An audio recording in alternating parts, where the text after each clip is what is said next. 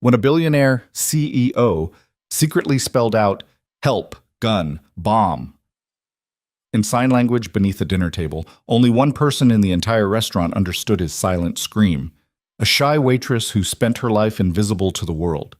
What she didn't know was that saving him would drag her into a nightmare of corporate corruption, fake rescuers, and a hostage situation where the real bomb wasn't the one strapped to the madman's chest. Before you find out if she survives, hit that like button and drop a comment with your city so I can see how far this story travels. Now, let's begin. The rain hit Chicago like God was trying to wash something dirty off the streets. Nathan Cole stood under the green awning of Vertice Steakhouse, water hammering the fabric above his head, and wondered if his son would remember him as anything other than a liar. He was 32 years old. He owned 17 properties across 3 continents. His aerospace company had just secured a defense contract worth $1.3 billion. And tonight, he was about to sit down for dinner with a man who might kill him. Nathan adjusted his tie. Italian silk probably cost more than most people made in a month, and pushed through the brass-handled door into warmth and low lighting. The maitre d' recognized him immediately. "Mr. Cole, your guest has already arrived. Booth 7, as requested." "Thank you, Marcus." The restaurant smelled like seared meat and old money. Vertice was the kind of place where senators ate beside hedge fund managers, where deals got made over 18-ounce ribeyes and bottles of wine that cost 4 figures. The walls were dark wood paneling. The lighting was deliberately dim. Privacy was the main thing you paid for here, even more than the food. Nathan walked past tables of men in suits and women in dresses that probably came from New York or Paris. Nobody looked up. That was the other thing about places like this. Everyone pretended not to notice anyone else, even when they absolutely did. Booth 7 was in its back corner. The man sitting there looked nothing like the photo Nathan had been sent. Victor Graves was supposed to be 47, but he looked 60. His face was hollow. His eyes had the jumpy quality of someone who hadn't slept right in weeks. He wore a trench coat despite being indoors, and when Nathan slid into the booth across from him, he caught a smell. Not quite body odor, but something close. Desperation, maybe. Fear. "Mr. Graves, you came." Victor's voice shook slightly. "I wasn't sure you would. You said you had information about the Talon 9 project. That's not something I ignore." Victor glanced around the restaurant like he expected someone to be watching. "They're going to kill me. You know that, right? The second I go public with what I know, I'm dead." Nathan kept his expression neutral. He'd spent years learning how to control his face during negotiations, how to never let anyone see what he was actually thinking. If you're concerned about safety, why meet in person? Why not just send the files? Because files can be dismissed. Deepfakes, people say. Fabrications. I need you to hear it from me. I need you to understand what your company did. A waitress appeared beside the table, young, maybe 30, with dark hair pulled back in a simple ponytail. She had the kind of face people probably didn't notice much, pleasant but unremarkable. She kept her eyes down when she spoke. "Good evening, gentlemen. Can I start you with something to drink?" Nathan ordered scotch. Victor asked for water, his hands trembling slightly as he spoke. The waitress nodded and disappeared without making eye contact. When she was gone, Victor leaned forward. The Talon 9 guidance system has a fundamental flaw in its thermal shielding. Under sustained combat conditions, the processors overheat. The system crashes. I reported it 8 months ago. I was told to bury the report. Nathan's jaw tightened. "That's impossible. We ran full diagnostic testing, simulated conditions. Not real combat scenarios. The military hasn't deployed them yet, but when they do, people are going to die. Pilots, civilians, and your company knows. If what you're saying is true, if..." Victor's voice rose slightly, then dropped when he noticed people at nearby tables glancing over. "I have documentation. Test results your executives deleted. Emails proving they knew. I was the lead engineer on that project for 3 years. I know what I'm talking about." The waitress returned with their drinks, moving quietly, efficiently. Nathan barely noticed her. His mind was racing through implications, legal exposure, what this would mean for the company if it went public. Victor took a shaky sip of water. "I gave them chances to fix it. Multiple chances. They threatened my career, my family. So I'm giving you one chance to do the right thing before I go to the press. Nathan picked up his scotch but didn't drink. What do you want? I want you to ground the Talon 9 fleet. Issue a recall. Fix the problem. That would cost... I know what it would cost. I also know what it costs when a fighter jet crashes because its guidance system failed. I've done the math on that too. Nathan set down his glass. Mr. Graves, you're asking me to potentially destroy $1 billion contract based on allegations from a disgruntled former employee. Oh, former. I was fired 2 weeks ago, escorted out by security. They said I was unstable. Victor's laugh was bitter. They're probably right about that now. Something in his tone made Nathan look at him more carefully. The man's hands were shaking worse now. There was sweat on his forehead despite the restaurant's cool temperature. Are you all right? Victor reached inside his trench coat. Nathan's entire body went rigid. When Victor's hand emerged, it was holding a phone.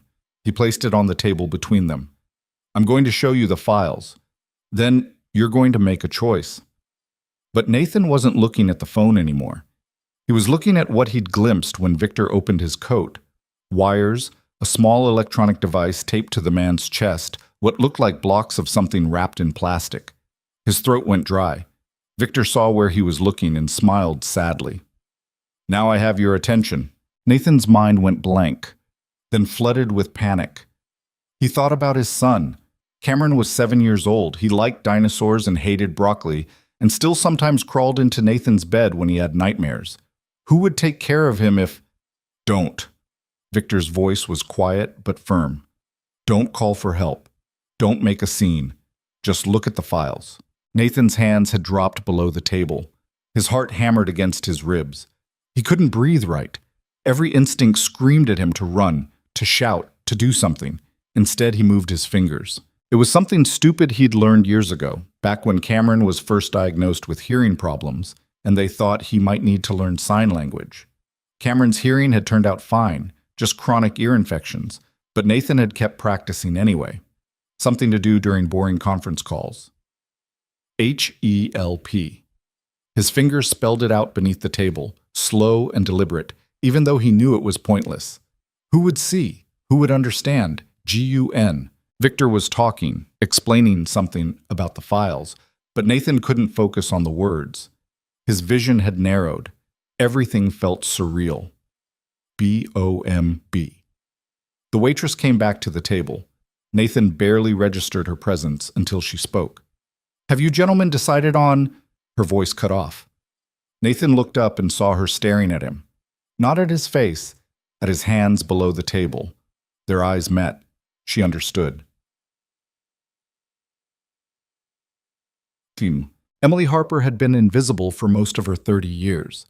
It wasn't that people actively ignored her. It was more like she existed in the spaces between other people's attention. In high school, she'd been the girl teachers forgot to call on. In college, she'd been the roommate people didn't quite remember. And for the past 6 years, she'd been a waitress at Waitress, serving food to wealthy strangers who looked through her like she was made of glass. She'd made peace with it mostly. Being invisible meant being safe. Being safe meant nobody asking questions about her brother, or why she worked double shifts, or why she lived in a studio apartment that smelled like mildew, no matter how much she cleaned. Tonight was supposed to be simple. Friday dinner rush, decent tips if she didn't screw anything up, home by 11 if she was lucky. She'd been serving the 2 men in booth 7 without really looking at them, just another pair of suits making some kind of deal. But when she came back to take their order, the younger one's hands were moving beneath the table. H-E-L-P. Emily froze. She'd been using American Sign Language since she was 12, when her brother Mateo lost his hearing after a car accident. 14 years of signing, of moving between the hearing world and the deaf world, of translating thoughts into hand shapes and finger movements. And now this stranger in an expensive suit was signing for help, G-U-N. Her eyes snapped to his face. He was staring at her with an expression she recognized, the look Mateo got when he was trying to communicate something important to hearing people who couldn't understand him. Desperate, urgent, B-O-M-B. Emily's hands started shaking. The notepad she was holding suddenly felt like it weighed 50 pounds. Have you gentlemen decided on... Her voice sounded strange in her own ears. The man across from the younger suit, older, hollow-faced, wearing a trench coat, looked at her with eyes that made her skin crawl. "We need a few more minutes," he said. Emily nodded. She couldn't seem to make her feet move. The younger man, she thought she recognized him now, maybe from the business section of newspapers, was still staring at her. His hands moved again, so subtle nobody else would notice. CALLPOLICE. "Of course," Emily heard herself say. "I'll check back soon." She walked away on legs that didn't feel entirely attached to her body. Her mind was screaming. There was a bomb in her restaurant. A bomb. She should run. She should pull the fire alarm. She should. "Emily." Her manager, Dennis, appeared beside her near the kitchen doors. "Table 12 needs their check, and booth 3 wants to know if we have the salmon special tonight." She stared at him. How was the world still normal? How was Dennis still worried about salmon specials when there was a man with a bomb 15 feet away? "I need—" Her voice cracked. "I need to make a phone call." "Your break's not for another hour." "It's an emergency." Dennis sighed the sigh of someone who dealt with waitress drama for 2 decades. "Make it quick. We're slammed." Emily practically ran to the small break room behind the kitchen. Her hands shook so badly she could barely unlock her phone. She dialed 911.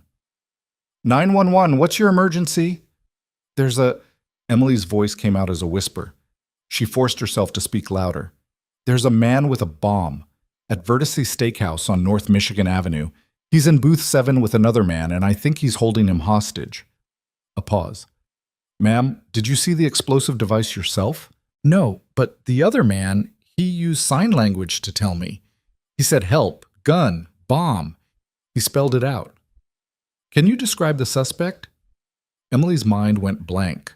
What had he looked like? Older, maybe late 40s, wearing a trench coat. He's sitting across from a younger man in a suit. "Is anyone in immediate danger?" "I don't know. They're just sitting there, talking.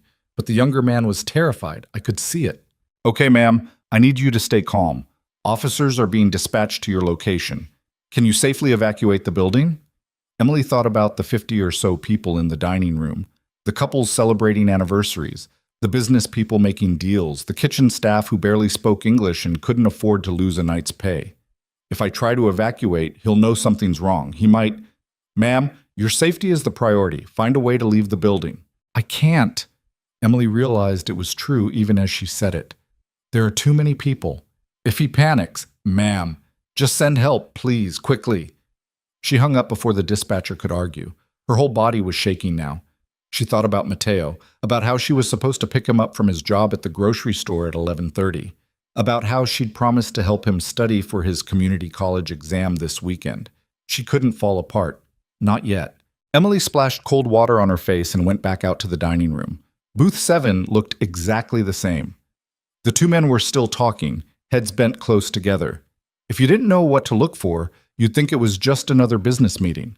But Emily knew what to look for now. She saw the tension in the younger man's shoulders, the way his eyes tracked every person who walked past their booth, the way the older man's hand stayed inside his coat. She approached the table with a glass of water she didn't remember filling. "Everything all right here, gentlemen?" The older man smiled at her. It didn't reach his eyes. "Fine. We're not quite ready to order yet." "No rush." Emily set down the water. Her hands had stopped shaking, which surprised her. "Take your time." As she turned to leave, the younger man's voice stopped her. "Miss?" She looked back. "What's your name?" It was such a strange question in that moment that Emily almost didn't answer. "Emily." He nodded slowly, like her name meant something. "Thank you, Emily." She had no idea what he was thanking her for. For understanding? For calling the police? For not screaming? "You're welcome," she said, and walked away. The next 20 minutes were the longest of Emily's life. She served other tables on autopilot, her body going through the motions while her mind stayed locked on booth 7. She kept expecting police to burst through the doors. She kept expecting the older man to stand up and start making demands. She kept expecting the bomb to go off. None of it happened. The restaurant continued its normal Friday evening rhythm. People ate expensive steaks, they drank expensive wine, they laughed at jokes Emily couldn't hear. And in booth 7, 2 men sat across from each other, one terrified and one desperate, and nobody else noticed. Emily was refilling water glasses at table 9 when she saw the first police car pull up outside. No lights, no sirens, just a quiet arrival. Then another car, and another. Within 5 minutes, there were at least 8 police vehicles surrounding the building. Emily watched through the restaurant's tall windows as officers took positions as what looked like a SWAT team assembled half a block away. The other diners started to notice. Conversations dropped. People stood up to look outside. "What's going on?" someone asked. "Is that the police?" Dennis appeared beside Emily, his face pale. "Did you call them?" Before she could answer, the older man in booth 7 stood up. He didn't say anything at first. He just stood there, one hand inside his coat, looking around the restaurant with an expression Emily would remember for the rest of her life. Not anger, exactly. Something sadder than that. Something that looked like grief. Then he spoke, his voice cutting through the confused murmur of the dining room. "Nobody leaves." For a second, nobody moved. It was like the restaurant had forgotten how to breathe. Then someone near the door tried to run. Victor Graves pulled his hand out of his coat. He was holding something small and black. A detonator, Emily realized with absolute certainty. Her whole body went cold. "I said nobody leaves." His voice was louder now, shaking with something that might have been fear or rage or both. "Lock the doors, now, or I press this button and we all die." That's when the screaming started. People scrambled away from booth 7, knocking over chairs and wine glasses. A woman in a red dress fell and someone stepped on her hand. The sound of breaking glass mixed with shouts and crying. "Everybody calm down," Victor's voice cracked. "Just calm down and nobody has to get hurt." Dennis ran toward the front door, probably trying to reach the locks, or maybe just trying to escape. Emily couldn't tell.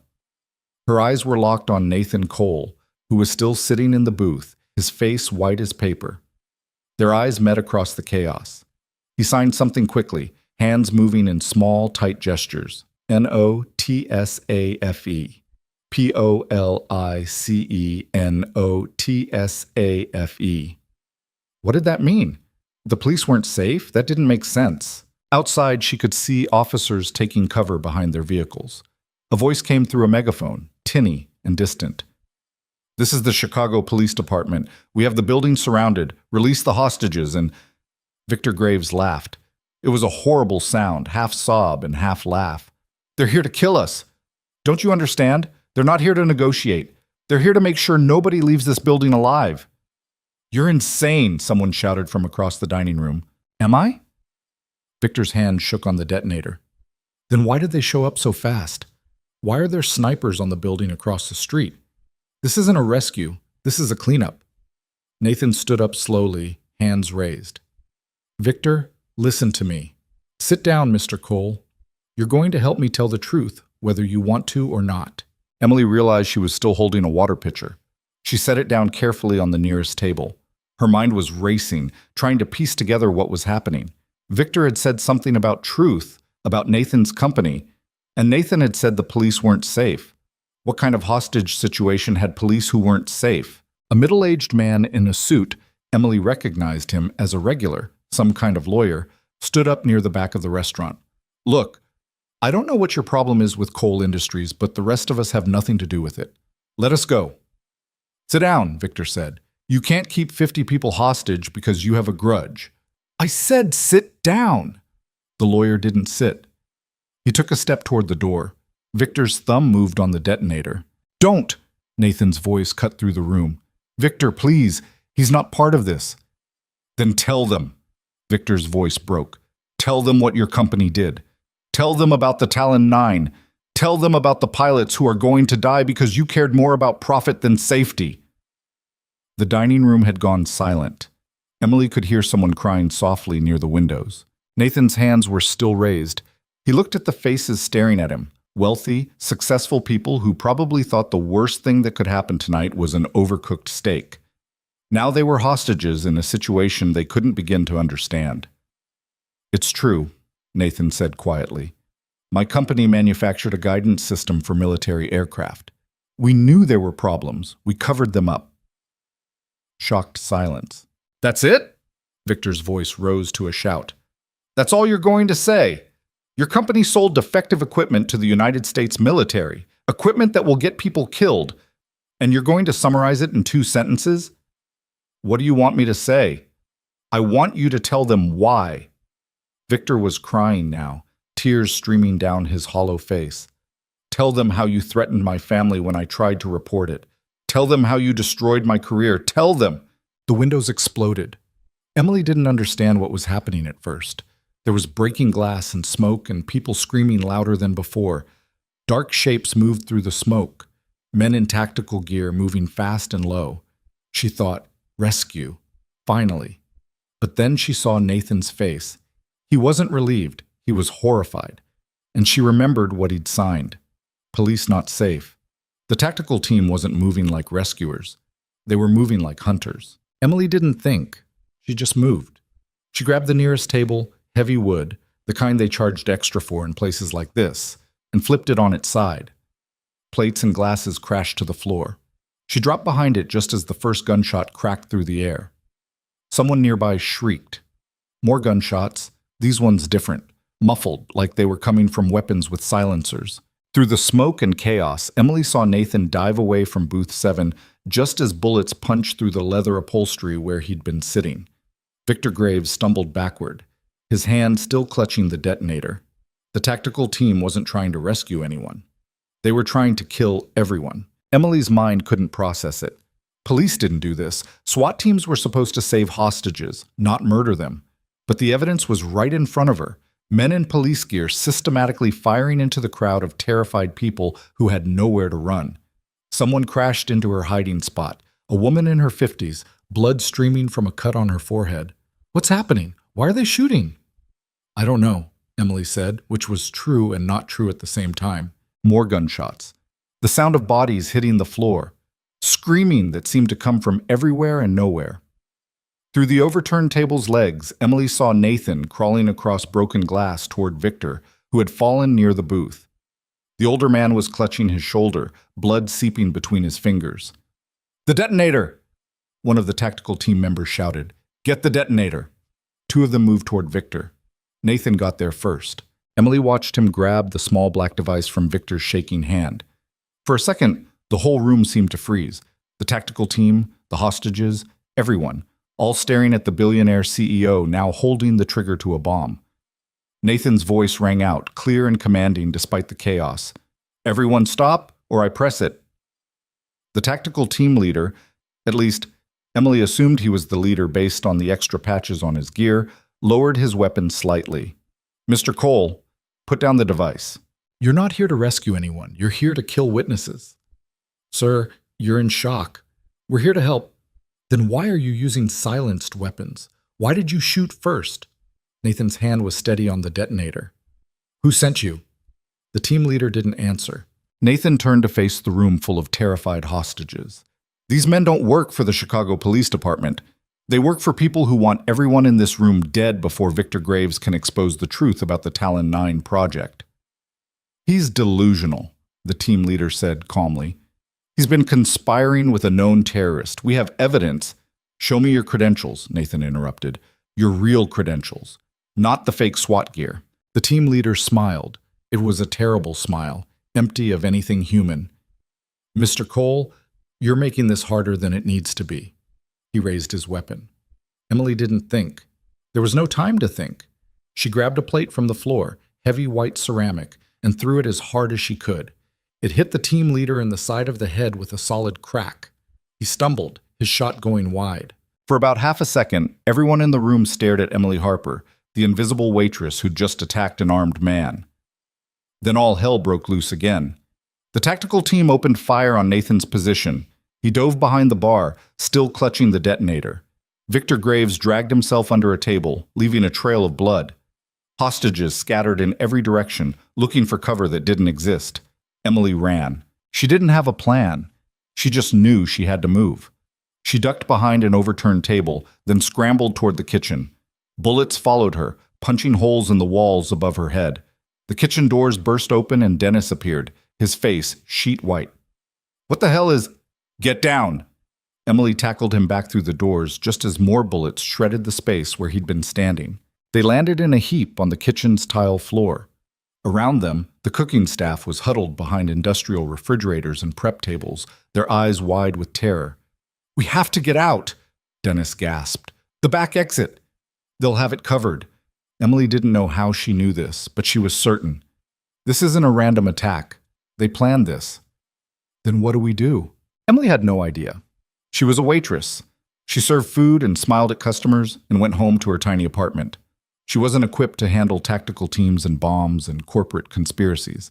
But then she thought about Nathan Cole signing desperately beneath the table. She thought about Victor Graves, bleeding out in the dining room because he'd tried to expose the truth. She thought about all the innocent people who'd just come here for dinner and were now caught in something they didn't understand. Someone had to do something. The something, apparently, was her. "Stay here," she told Dennis. "Keep everyone quiet and hidden." "Where are you going?" Emily didn't answer. She was already moving back toward the dining room, low and fast. The scene that greeted her was like something from a nightmare. Overturned tables, broken glass everywhere, at least a dozen bodies on the floor. She couldn't tell if they were dead or just hiding. The tactical team had spread out across the room, methodically checking hiding spots and firing at anything that moved. And in the center of it all, behind the mahogany bar, Nathan Cole held the detonator like it was the only thing keeping the world from ending. Maybe it was. Emily crawled toward the bar, using overturned furniture as cover. A bullet pinged off a metal chair leg inches from her head. She bit back a scream and kept moving. She made it to the bar and pulled herself up beside Nathan. He looked at her like she was insane. "What are you doing?" he hissed. "I don't know," Emily admitted. "Is that thing real?" "What?" "The bomb. Is it actually real or was Victor bluffing?" Nathan blinked. I don't know. I didn't think to check." Despite everything, Emily almost laughed. Here they were, hiding behind a bar while fake police tried to kill them, and neither of them knew if the bomb that was supposedly keeping everyone alive was actually functional. "Victor," Nathan called out. "Victor, is the device real?" No answer. Emily peered over the bar. Victor Graves was still under the table where he'd crawled, but he wasn't moving anymore. There was too much blood. "I think he's dead," she whispered. Nathan's face went gray. Then this was all for nothing. "No." Emily surprised herself with the certainty in her voice. "He said he had proof. Documentation. He was going to expose what your company did. Had, past tense.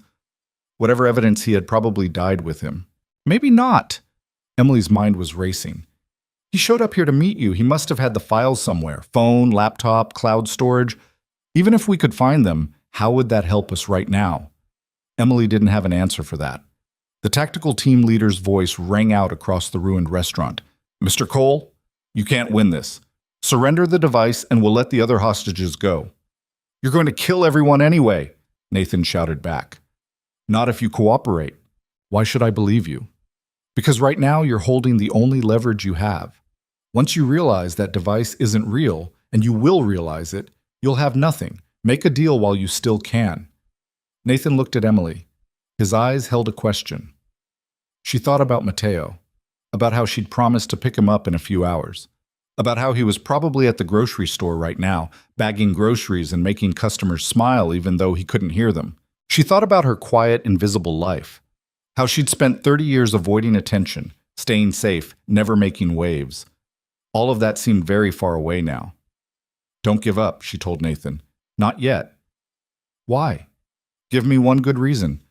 Emily looked at the carnage in the dining room, the terrified people, the bodies, the fake police officers who were really something much worse. "Because if we give up, they win. And people like Victor keep dying for trying to tell the truth." Nathan stared at her for a long moment. Then something shifted in his expression, something that might have been hope, or might have been desperation, or might have been both. "Okay," he said. "Okay. But I need you to do something for me." "What?" He pressed the detonator into her hands. Emily's entire body went rigid. "What are you doing? They want me, not you. You're just a waitress who got caught in the crossfire." "I'm not just anything," Emily heard herself say. "I know, I didn't mean—" Nathan shook his head. "Listen, I'm going to create a distraction. When I do, you run. Take that device and run as far as you can." That's insane. Probably.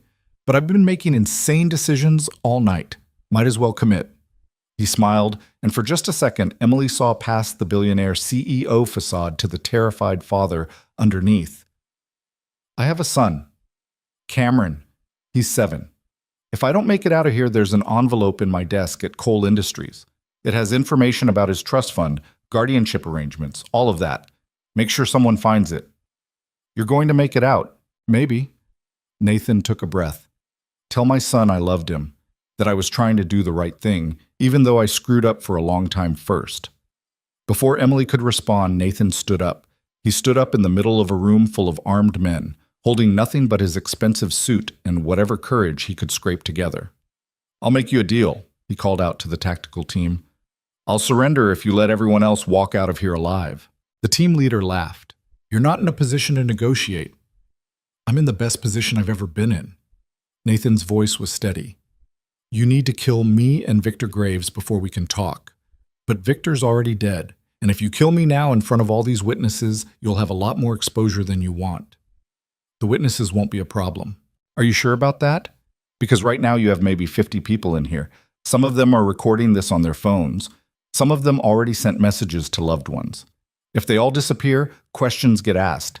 But if they walk out alive, they're just traumatized civilians who experienced a terrible event. No questions. No investigation. The team leader considered this. And you? I'll come quietly. Just let them go first. Emily wanted to scream. This wasn't a deal. This was Nathan committing suicide while pretending it was a negotiation. Her hands tightened on the detonator. The team leader nodded slowly. All right, Mr. Cole, you have a deal. Everyone else walks. Starting now. Starting now. For a moment, nobody moved. Then a woman near the window stood up shakily. When nobody shot her, another person stood. Then another. A slow exodus began toward the doors. People helping injured friends. People crying. People moving in shocked silence. Emily stayed behind the bar, her heart pounding so hard she thought it might break through her ribs. Nathan looked down at her one last time. Go, he mouthed. She shook her head. He turned back to the tactical team. That's everyone. Now, Emily stood up. She stood up holding the detonator in both hands, her whole body shaking but her voice surprisingly steady. Nobody's going anywhere, she said. Every head in the room turned to stare at her. The team leader's expression shifted from annoyed to genuinely concerned. Ma'am, put down the device. No. Ma'am, stop calling me ma'am. My name is Emily Harper. I'm 30 years old. I'm a waitress. And I'm the one holding the trigger now, so everybody's going to shut up and listen. The silence that followed was so complete, Emily could hear her own heartbeat. She had no idea what she was doing. No plan, no backup. Just a desperate certainty that if she let Nathan sacrifice himself, if she let these fake police officers win, then Victor Graves had died for nothing.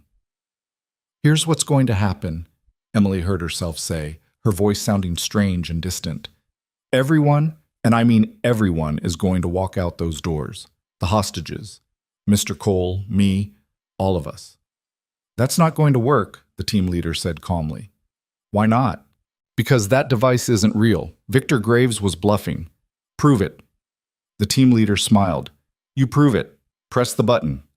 Emily's thumb hovered over the trigger. Her entire body was screaming at her not to press it. Every survival instinct she had was begging her to put it down and run. But something Victor had said echoed in her mind. Tell them the truth. She thought about Matteo, about all the times hearing people had dismissed him or ignored him because communicating was hard. About how the world was set up for people who could hear, and everyone else had to fight just to be acknowledged. She thought about being invisible for 30 years. She was done being invisible. This device might be fake, Emily said loudly. Or it might be real. You want to find out? Keep threatening us. Keep trying to kill witnesses. Keep covering up the truth about the Talon 9 project. She looked directly at the nearest camera, some wealthy person's phone still recording from beneath an overturned table. Or you can let us walk out, and the whole world can hear what really happened here tonight. The team leader's smile faded. You're making a mistake. I've been making mistakes my whole life. At least this one might actually matter. And then, because she had no idea what else to do, Emily Harper, invisible waitress, deaf kid's sister, woman who'd spent 30 years avoiding conflict, started walking toward the door. She walked slowly, the detonator held in front of her like a shield, expecting any second to feel bullets in her back. Nathan fell in step beside her. "You're insane," he whispered. "I know," she whispered back. Behind them, the tactical team didn't move. They didn't lower their weapons, but they didn't fire either. The remaining hostages followed Emily and Nathan in a shuffling, terrified mass. Nobody spoke. The only sound was broken glass crunching under their feet. Emily reached the door, put her hand on the handle. The night air beyond smelled like rain and freedom. She looked back at the tactical team leader one last time. "Tell whoever sent you," she said, "that the truth doesn't die just because you kill the people trying to tell it." Then she pushed open the door and stepped out into the Chicago night, still holding the detonator, still terrified, still completely unsure if she was about to die or about to live, or about to somehow change everything. The rain was still falling. Police cars, real ones this time, she hoped, surrounded the building. News vans were pulling up. Cameras were everywhere. And standing in the middle of it all, shaking like a leaf but still standing, was Emily Harper. For the first time in her life, she was impossible to ignore. The flashbulb started the second Emily's feet hit the sidewalk. She stumbled, nearly dropping the detonator, and someone's hand, Nathan's hand, caught her elbow to steady her. The rain had gotten worse. It soaked through her work uniform in seconds, plastering her hair to her face. Around them, a wall of sound rose up, shouted questions from reporters, barked orders from police, sirens wailing in the distance. Miss, can you tell us what happened in there? Mr. Cole, is it true you were working with the hostage taker? Are there casualties? How many people were injured?" Emily couldn't process any of it. Her entire body was shaking so hard her teeth chattered. She was still holding the detonator. Why was she still holding it? She should put it down. She should... "Emily." Nathan's voice cut through the noise. "We need to move. Now." She looked at him blankly. Move where? There were police everywhere, news cameras, crowds of people. Where were they supposed to go? A woman in a police uniform approached them, hands raised in what was probably meant to be a calming gesture. "Sir, ma'am, I need you to slowly put down the device and step away from—" "No." The word came out of Emily's mouth before she'd thought about it. The officer stopped. "Ma'am, I understand you've been through a trauma, but I need you to—" "How do we know you're real?" Nathan interrupted. "How do we know you're not with the people who just tried to kill everyone inside?" The officer's expression shifted from concerned to confused. "Sir, I don't understand what you're—" "The tactical team that came through the windows." Nathan's voice was getting louder, taking on an edge of hysteria. "They had police gear, they looked exactly like you, and they were executing hostages." A ripple went through the crowd of officers surrounding them. Expressions changed. Hands moved closer to weapons. A man in a suit pushed his way through, older, gray-haired, with the kind of face that had seen too much. He held up a badge. "I'm Detective Mark Rashford, Chicago PD. Mr. Cole, Miss Harper, I need you both to remain calm and cooperate with—" "Prove you're real," Emily heard herself say. Her voice sounded strange, detached. "Prove you're actually Chicago PD and not corporate killers in costumes."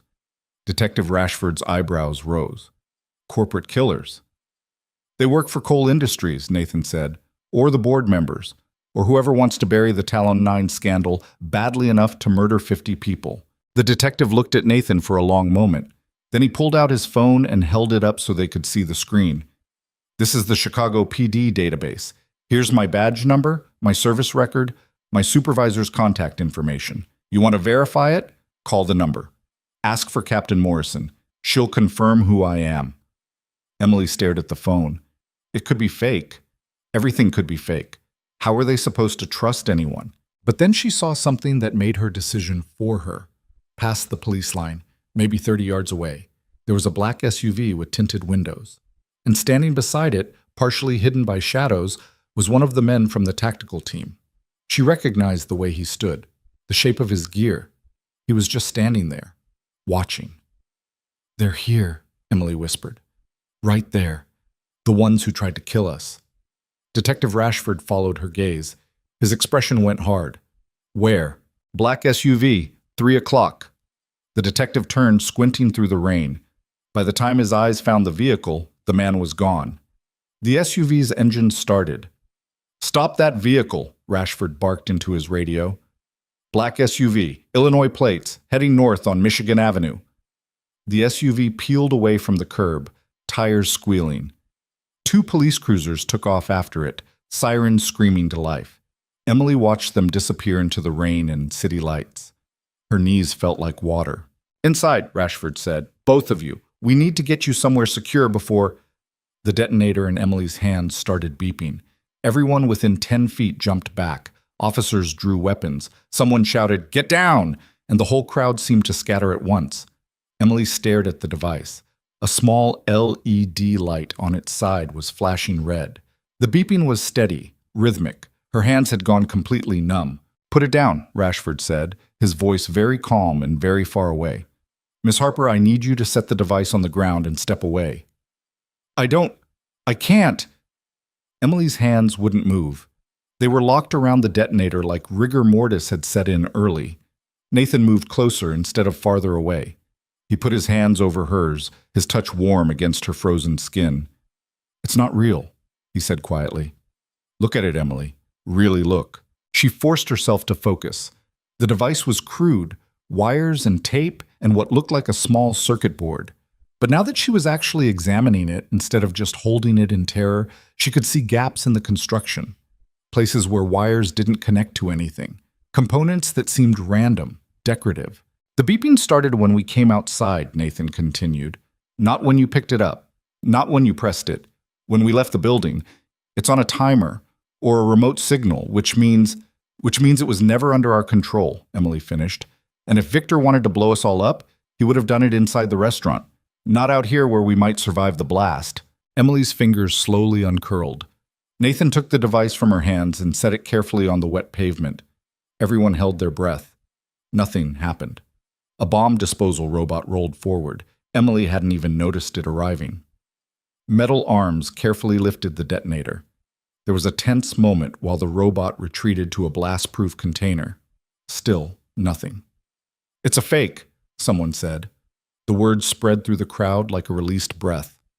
"The bomb's not real." Emily's legs gave out. She sat down hard on the wet sidewalk, rain streaming down her face, and started laughing. It wasn't funny. Nothing about this was funny, but she couldn't stop. Nathan sat down beside her, equally drenched, looking equally unhinged. "We walked out of there holding a fake bomb." Victor was bluffing the whole time. The whole time. They looked at each other and started laughing harder. It was the kind of laughter that was too close to crying to be comfortable. Around them, police officers exchanged concerned glances. Detective Rashford crouched down in front of them, rain dripping off his nose. "Mr. Cole, Miss Harper, I need you both to come with me. There are questions that need answering." "What about the people inside?" Emily managed to ask between gasps. "The other hostages, are they okay?" "Most of them cleared out while you were playing decoy with the fake bomb. EMTs are treating injuries. Nobody dead, as far as we can tell, though there are some serious wounds." Rashford paused. Except for Victor Graves. He didn't make it. The laughter died in Emily's throat. She thought about the hollow-faced man in the trench coat, the desperation in his voice when he talked about exposing the truth. "He wasn't a terrorist," she said. "We'll determine what he was after we investigate." Rashford stood up and offered his hand. "Can you walk?" Emily let him pull her to her feet. Her legs felt like they belonged to someone else, but they held her weight, barely. They were guided toward an unmarked car, Nathan first, then Emily. She caught a glimpse of the restaurant as they moved. Shattered windows, police tape, news crews filming everything. It looked like a war zone. She'd served dinner there 6 hours ago. The car ride was short and silent. They went to a police station, the real kind, Emily hoped, and were separated immediately. Different rooms, different detectives. Emily found herself in a small interrogation room with fluorescent lights that made everything look sick and yellow. A female detective introduced herself as Sarah Chen and offered coffee that tasted like it had been made sometime last week. "Tell me everything," Chen said. "Start from when you first noticed something was wrong." So Emily told her. The sign language, the bomb threat, the 911 call, the fake tactical team. All of it spilled out in a jumbled rush that probably didn't make much sense, but Chen just kept nodding and taking notes. "And you had no prior relationship with Nathan Cole?" "I didn't even know who he was until tonight. I mean, I recognized the name from the news, but I'd never met him. What about Victor Graves? Never seen him before in my life. Chen tapped her pen against her notepad. Here's what I'm struggling with, Miss Harper. You're a waitress. You have no security training, no law enforcement background. But tonight you managed to outsmart a team of armed professionals and walk 50 hostages out of an active crisis situation. Emily blinked. I didn't outsmart anyone. I didn't know what else to do. Most people would have run. I tried to run. I ended up behind the bar with a fake bomb instead. Why didn't you leave when you had the chance? When the hostages were evacuating? Emily thought about that. Because Nathan was going to surrender himself, and those men were going to kill him, and it felt wrong to just let that happen. Even though you didn't know him. I didn't have to know him. He was a person. They were going to kill a person. Chen studied her for a moment. You're either very brave or very foolish. Can't I be both? A knock on the door interrupted them.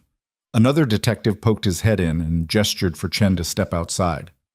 Emily was left alone with her terrible coffee and her thoughts. She checked the clock on the wall. Almost midnight. Mateo's shift at the grocery store ended at 11:30. He was probably waiting for her. Probably worried. She didn't have her phone. It was somewhere in the restaurant, either destroyed or confiscated as evidence. The door opened again. Chen came back in, but her expression had changed. She looked uncomfortable. Miss Harper, I need to ask you something, and I need you to be completely honest. Okay. Did Nathan Cole offer you money? Make any kind of deal with you? What? No, why would... Because we just got word from the FBI. They're taking over the investigation, and they're very interested in the relationship between you and Mr. Cole. There is no relationship. I told you. I met him tonight. Then why did he transfer $50,000 into your bank account 20 minutes ago? Emily's brain short-circuited. He what? Chen slid a printout across the table. Bank transfer confirmation. Sender, Nathan Cole. Recipient, Emily Harper. Amount, $50,000. I didn't ask for this. I don't want this. Then why did he send it? I have no idea. But even as she said it, Emily understood. Nathan was trying to protect her, or pay her off, or both. $50,000 was nothing to a billionaire, but to Emily it was more money than she'd make in 2 years of serving overpriced steaks to people who didn't see her. It was also deeply suspicious. I want to give it back, Emily said quickly. Whatever he's trying to do, I'm not part of it. Chen leaned back in her chair. Here's the problem, Miss Harper. From the FBI's perspective, this looks like payment for services rendered. They're going to want to know what those services were. I helped him escape a hostage situation. That's it. Did he tell you anything about the Talon 9 project? About the alleged defects Victor Graves mentioned? No, we were kind of busy not dying. Did he ask you to say anything specific to the police? To the media? He told me about his son. That's it. He wanted me to make sure someone found information about his son's trust fund if he didn't survive. Emily's voice cracked slightly. He thought he was going to die. Chen's expression softened just slightly. I believe you, Miss Harper. I do. But the FBI has a different priority here. They're less interested in the hostage situation and more interested in what Nathan Cole knew about the defense contract fraud. So ask him. We can't. He lawyered up the second we separated you two. Hasn't said a word since. Emily wanted to laugh again, but it would have come out wrong. So you think I'm going to tell you what he won't? I think you might tell us what you know without realizing it's important. I don't know anything. Then this conversation shouldn't take much longer. Chen opened her notepad again. Tell me about Victor Graves. What exactly did he say about the Talon 9 guidance system? They went over it again, and again, and again. Every word Victor had spoken, every detail Emily could remember. By the time they finished, it was almost 2 in the morning and Emily's head was pounding. Can I go home now? She asked. Chen hesitated. There are reporters outside, a lot of them. You might want to wait until... I don't care about reporters. I need to check on my brother. Your brother? Mateo. He's deaf. He was supposed to get off work 3 hours ago and I was supposed to pick him up. And he's probably terrified because I never showed up. And he can't call me because my phone is in the restaurant somewhere. Emily realized she was rambling and stopped. I just need to go home. Chen nodded slowly. I'll have an officer drive you. But Miss Harper, you should know, your life is about to get very complicated. The media is going to want interviews. The FBI is going to want more statements. And depending on what comes out about Coal Industries, you might end up subpoenaed as a witness. I'm a waitress. You were a waitress. Now you're the woman who stopped a corporate conspiracy with a fake bomb. That's not something people forget. The officer who drove Emily home was young and didn't try to make conversation, which Emily appreciated. They drove through rain-soaked streets while she stared out the window at a city that looked the same as it had this morning, but felt completely different. When they pulled up to her apartment building, a converted warehouse in a neighborhood that was trying to be trendy but mostly just looked tired, Emily saw someone sitting on the steps outside. Mateo. She was out of the car before it fully stopped, running through the rain toward her brother. He saw her and stood up, his face a mixture of relief and anger. "Where were you?" he signed, his movements sharp and frustrated. "I waited for an hour. I tried calling. I thought something happened." Something did happen. Emily's hands were shaking as she signed back. "I'm okay. I'm sorry. I'm so sorry." Mateo looked at her, really looked, and his anger dissolved into concern. What's wrong? What happened? How could she even begin to explain? Emily glanced back at the police car, at the officer watching them carefully. She turned back to Mateo. "It's a long story. Can we go inside?" They climbed the 3 flights to Emily's studio apartment. It was small and clean and smelled faintly of the lavender candles Emily burned to cover the mildew smell that never quite went away. Mateo had a key.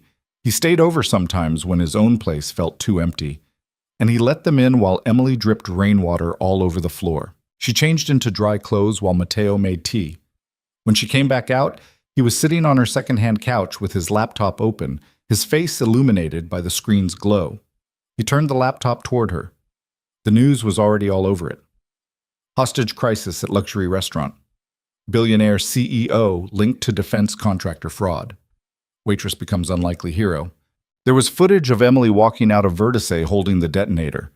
Someone had gotten a clear shot of her face, terrified, determined, soaked with rain. She barely recognized herself. "This is you," Mateo signed. It wasn't a question. Emily nodded. "Tell me everything." So she did. She told him about Nathan's hands moving beneath the table, about recognizing the sign language, about Victor Graves and the fake bomb and the tactical team that had tried to kill everyone.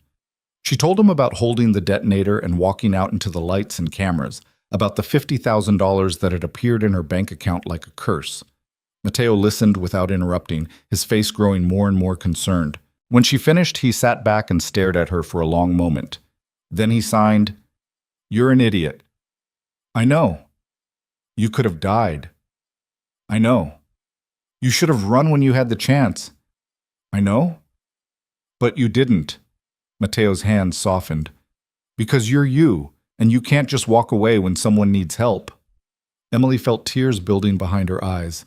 "I was so scared, Maddie. I've never been that scared in my life. But you did it anyway." He reached over and pulled her into a hug. "That's what brave means, Em. Being terrified and doing it anyway." They sat like that for a while, Emily crying into her brother's shoulder while he held her and didn't say anything because sometimes there wasn't anything to say. Eventually, Emily pulled back and wiped her eyes. "The police said reporters are going to want interviews. The FBI might call me as a witness. Everything's going to be crazy for a while. Then we deal with crazy." Mateo signed with the kind of practical certainty that Emily had always envied. Together. Emily's phone, the old one she kept as a backup, started buzzing. She'd turned it on to call Mateo, and apparently her number had already been compromised. Unknown caller. Then another. Then another. She turned the phone off and threw it across the room. "I just want things to go back to normal," she said, even though she knew Mateo couldn't hear her. But he read her lips and signed back. Normal ended the second you understood what that man was signing. You can't go back to invisible now. He was right. Emily knew he was right, but part of her desperately wanted to try anyway. She didn't sleep that night. She kept replaying the evening in her head, seeing Victor Graves' face, hearing the gunshots, feeling the weight of the detonator in her hands. Every time she closed her eyes, she was back in the restaurant with bullets flying and people screaming. Around 5 in the morning, she gave up and made coffee. Mateo was asleep on her couch, still wearing his grocery store uniform. Emily covered him with a blanket and sat by the window watching the sun come up over Chicago. Her backup phone buzzed. She'd turned it back on to check the time and immediately regretted it. 53 missed calls. 82 text messages. Most from numbers she didn't recognize. One was from her manager, Dennis. Call me ASAP. Media everywhere. Restaurant closed indefinitely. Not sure about your job. Another from a coworker. OMGM, are you okay? You're on the news. Several from reporters asking for interviews, and one from a number with no name attached. We need to talk. Meet me at Millennium Park, Cloudgate, 7 a.m. Come alone. NC, Nathan Cole. Emily stared at the message. Every reasonable instinct told her to delete it, to ignore him, to stay as far away from this mess as possible. But she found herself getting dressed anyway, putting on jeans and a jacket, writing a note for Mateo that she'd be back soon. Millennium Park was a 15-minute walk from her apartment. The rain had finally stopped, leaving everything wet and clean-smelling. There weren't many people out yet, just early morning joggers and a few homeless people sleeping under the pavilion. Cloudgate, the giant reflective bean sculpture that tourists loved, sat empty in the gray morning light. Emily approached it slowly, looking for Nathan. He stepped out from behind the sculpture, looking nothing like the billionaire CEO from last night. He wore jeans, a hoodie, and a baseball cap pulled low. He hadn't shaved. There were dark circles under his eyes. You came, he said. You transferred $50,000 into my account without asking. I know. I'm sorry. I wanted to do something, to thank you. You could have said thank you. That's free. Nathan smiled slightly. I'm not great at simple solutions. They stood there awkwardly for a moment. Emily shoved her hands in her pockets. The FBI thinks I'm working with you, she said. They think the money is payment for something. I'll explain it was a gift. Gratitude for saving my life. That doesn't make it better. That makes it look like hush money. Then I'll return it. Whatever you want. Emily kicked at a puddle. What I want is to understand what's actually happening. Victor Graves said your company covered up defects in a military contract. He said people were going to die. Was he telling the truth? Nathan was quiet for a long time. When he finally spoke, his voice was barely above a whisper. Yes. The word hung in the air between them. The Talon 9 guidance system has a thermal regulation problem. Under sustained combat conditions, the processors overheat and crash. We knew about it 18 months ago. The board decided the cost of fixing it was too high. They buried the reports and fired the engineers who wouldn't stay quiet. Including Victor. Including Victor. Nathan's hands clenched. I voted against it, for whatever that's worth. But I didn't fight hard enough. I didn't go public. I just let it happen. Why? Because I was scared. Because going public meant destroying the company my father built. It meant losing billions in contracts. It meant ruining the lives of thousands of employees who had nothing to do with the fraud. He looked at her. And because I have a son who depends on me, and I didn't want to be the dad who went to prison for corporate whistleblowing. Emily thought about Cameron, the 7-year-old who liked dinosaurs and hated broccoli. Where is he now? With my ex-wife. She has custody. I get him every other weekend and Wednesday nights. Nathan's voice cracked slightly. I called her this morning to explain what's happening. She's already talking about filing for full custody, saying I'm unstable, dangerous. Are you? I don't know anymore. He sat down on one of the benches near the sculpture. Last night I was ready to die to protect those people. Today I'm not sure if I did it because it was right or because I wanted to feel like a hero instead of a coward. Emily sat down beside him. You can be both, you know, coward and hero. Most people are. Which one are you? I'm the idiot who picked up a bomb to save a billionaire she didn't know. I haven't figured out what category that falls into yet. They sat in silence for a while, watching joggers pass by and the city wake up around them. What happens now? Emily finally asked. The FBI is going to investigate coal industries. They'll find the buried reports eventually. Victor made sure of that. He uploaded everything to some kind of dead man switch before he came to the restaurant. If he didn't check in by midnight, the files went public. They're already out there? As of 1 hour ago. Nathan pulled out his phone and showed her. News articles were already breaking. Defense contractor fraud exposed. Coal industries covered up fatal defects. Whistleblower dies trying to reveal truth. Emily scanned the headlines, her stomach sinking. This is going to destroy your company. It should destroy my company. We killed Victor Graves to protect a lie. We were willing to let pilots die to protect our profit margins. Nathan's voice was hollow. I spent my whole life building something, and it turns out I built it on corpses. So fix it. How? I don't know. You're the billionaire CEO. Figure it out. Nathan laughed bitterly. I'm not going to be CEO much longer. The board is probably voting me out right now. Good. Then you'll have time to actually fix the problem instead of just managing it. He looked at her like she was speaking a foreign language. You don't understand how this works. Once you're out, you're out. No power, no influence, just another disgraced executive with a scandal following him around. Sounds like you'll finally have something in common with the rest of us. I'm trying to be serious here. So am I. Emily stood up. Victor Graves died trying to expose the truth. The least you can do is make sure his death mattered. Help the investigation. Testify against the board members who covered it up. Use whatever money and connections you have left to actually fix the problem instead of just feeling bad about it. And if I lose everything? Then you lose everything. Welcome to being human. Emily started walking away, then turned back. Also, take your money back. I don't want it. Find a charity or something. Emily, wait. What? Nathan stood there looking lost and young despite being a 32-year-old billionaire. Thank you for last night, for understanding what I was signing, for not running when you should have, for all of it. You already thanked me, remember? With the suspicious $50,000. I mean it, though. Emily softened slightly. I know, you're welcome. Now go be less of a coward. She walked away before he could respond, her hands shoved deep in her jacket pockets, her breath misting in the cold morning air. By the time she got back to her apartment, Matteo was awake and making breakfast. He took one look at her face and signed, Where were you? Meeting with Nathan Cole. The billionaire? Former billionaire, probably. He's about to lose everything. Good, Matteo signed. Rich people getting consequences. About time. Emily couldn't argue with that. The rest of the day passed in a blur. More calls from reporters. A visit from the FBI asking more questions. Her landlord calling to ask if the police showing up was going to be a regular thing. Dennis texting to say the restaurant definitely wouldn't reopen for at least a month, which meant no job and no income. By evening, Emily was exhausted and anxious and ready to crawl into bed and sleep for approximately 1,000 years.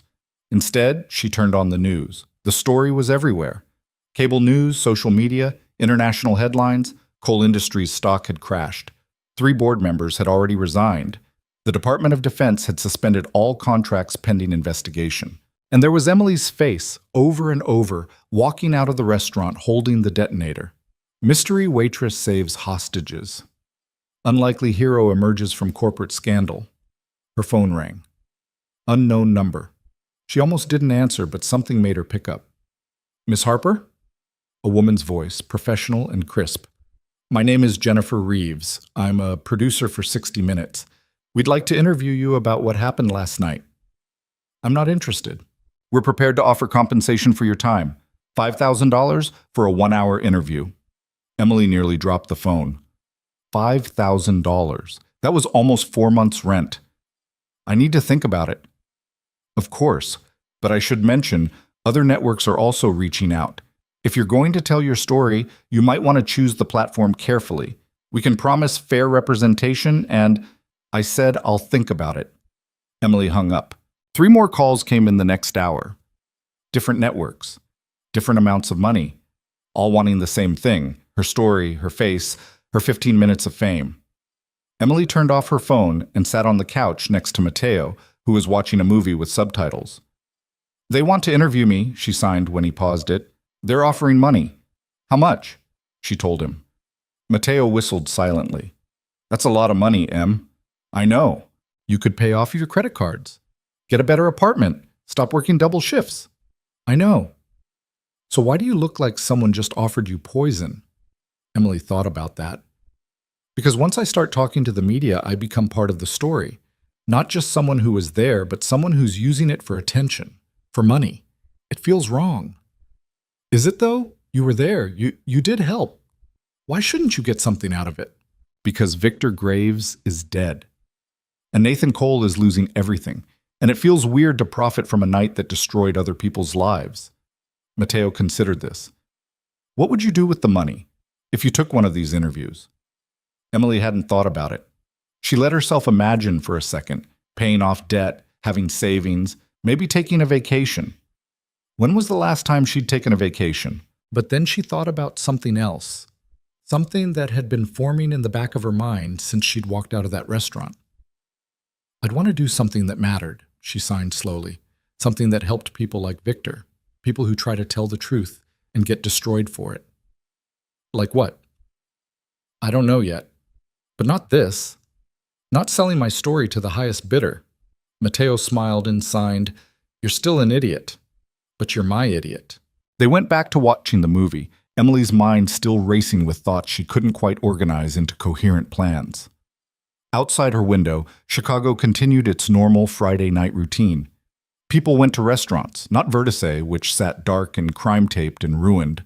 They went on with their lives, unaware or uncaring that 12 hours ago, a quiet waitress had walked out of a hostage situation holding a fake bomb, and nothing in her life would ever be quite the same again. 3 days after the restaurant, Emily stopped being able to leave her apartment. It wasn't a conscious decision.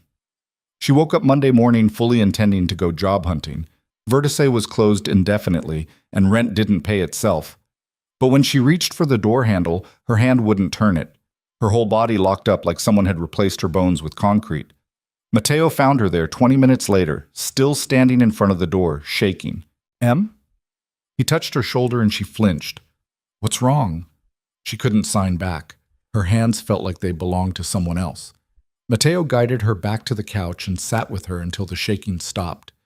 When she could finally move her hands again, she signed, I can't go out there. Why not? I don't know. I just can't. That was a lie. She knew exactly why. Outside meant cameras. It meant reporters who'd somehow found her address and camped outside her building. It meant strangers recognizing her face and wanting to talk about the worst night of her life. It meant the possibility, however small, that the men from the tactical team might find her. The FBI had told her she wasn't in danger. They told her the team had been identified as private military contractors hired by coal industries board members, and most of them were already in custody. They told her she was safe, but Emily had watched those men execute hostages with the casual efficiency of people who'd done it before. Safe felt like a word that didn't mean anything anymore. I'll get groceries, Mateo signed. You stay here, rest. Emily wanted to argue, to say she was fine, but they both knew it would be a lie. So she just nodded and let her brother take care of her like she'd been taking care of him for the past 14 years. The apartment became her entire world. She stopped watching the news. Every channel was still covering the coal industry scandal. She stopped checking her phone. Reporters called constantly, along with lawyers, federal investigators, and people claiming to be from victims' advocacy groups. She stopped doing much of anything except sitting on the couch and trying not to think about Victor Graves bleeding out under a table. By Wednesday, Mateo was getting worried. You need to talk to someone, he signed. A therapist, a doctor, someone. I'm fine. You haven't showered in 3 days. You're not fine. I'll shower tomorrow. Em. Mateo sat down in front of her, forcing her to look at him. I know what trauma looks like. I lived through it too, remember? After the accident, when I lost my hearing? I did exactly what you're doing now. I hid. I pretended everything was okay, and it made everything worse. Emily's eyes stung. I don't know how to be the person everyone thinks I am. What person? The hero. The brave waitress who saved everyone. People keep calling me that, and I don't feel brave. I feel like I'm going to throw up every time I think about that night. Then you don't have to be that person. You can just be Emily, the one who's scared and traumatized and trying to figure out what comes next. What does come next? Mateo shrugged. I don't know, but you can't figure it out from this couch. He was right. Emily knew he was right, but knowing something and doing something were very different things. That night she forced herself to shower. It was harder than it should have been. The water hitting her skin felt wrong somehow, too loud and too much. But she made it through, and afterward she felt marginally more human. She was drying her hair when someone knocked on the door. Emily froze. It was almost 10 at night. Who would be knocking this late? Matteo was already asleep on the couch. He'd been staying over every night since Friday, worried about leaving her alone. Emily crept to the door and looked through the peephole. Nathan Cole stood in the hallway, looking as exhausted as she felt. For a long moment, Emily considered not answering. She considered pretending she wasn't home, but something made her unlock the door anyway. "What are you doing here?" she asked quietly, not opening it all the way. "I know I shouldn't have come. I know you probably don't want to see me, but I didn't know where else to go." He looked terrible, worse than he had at Millennium Park.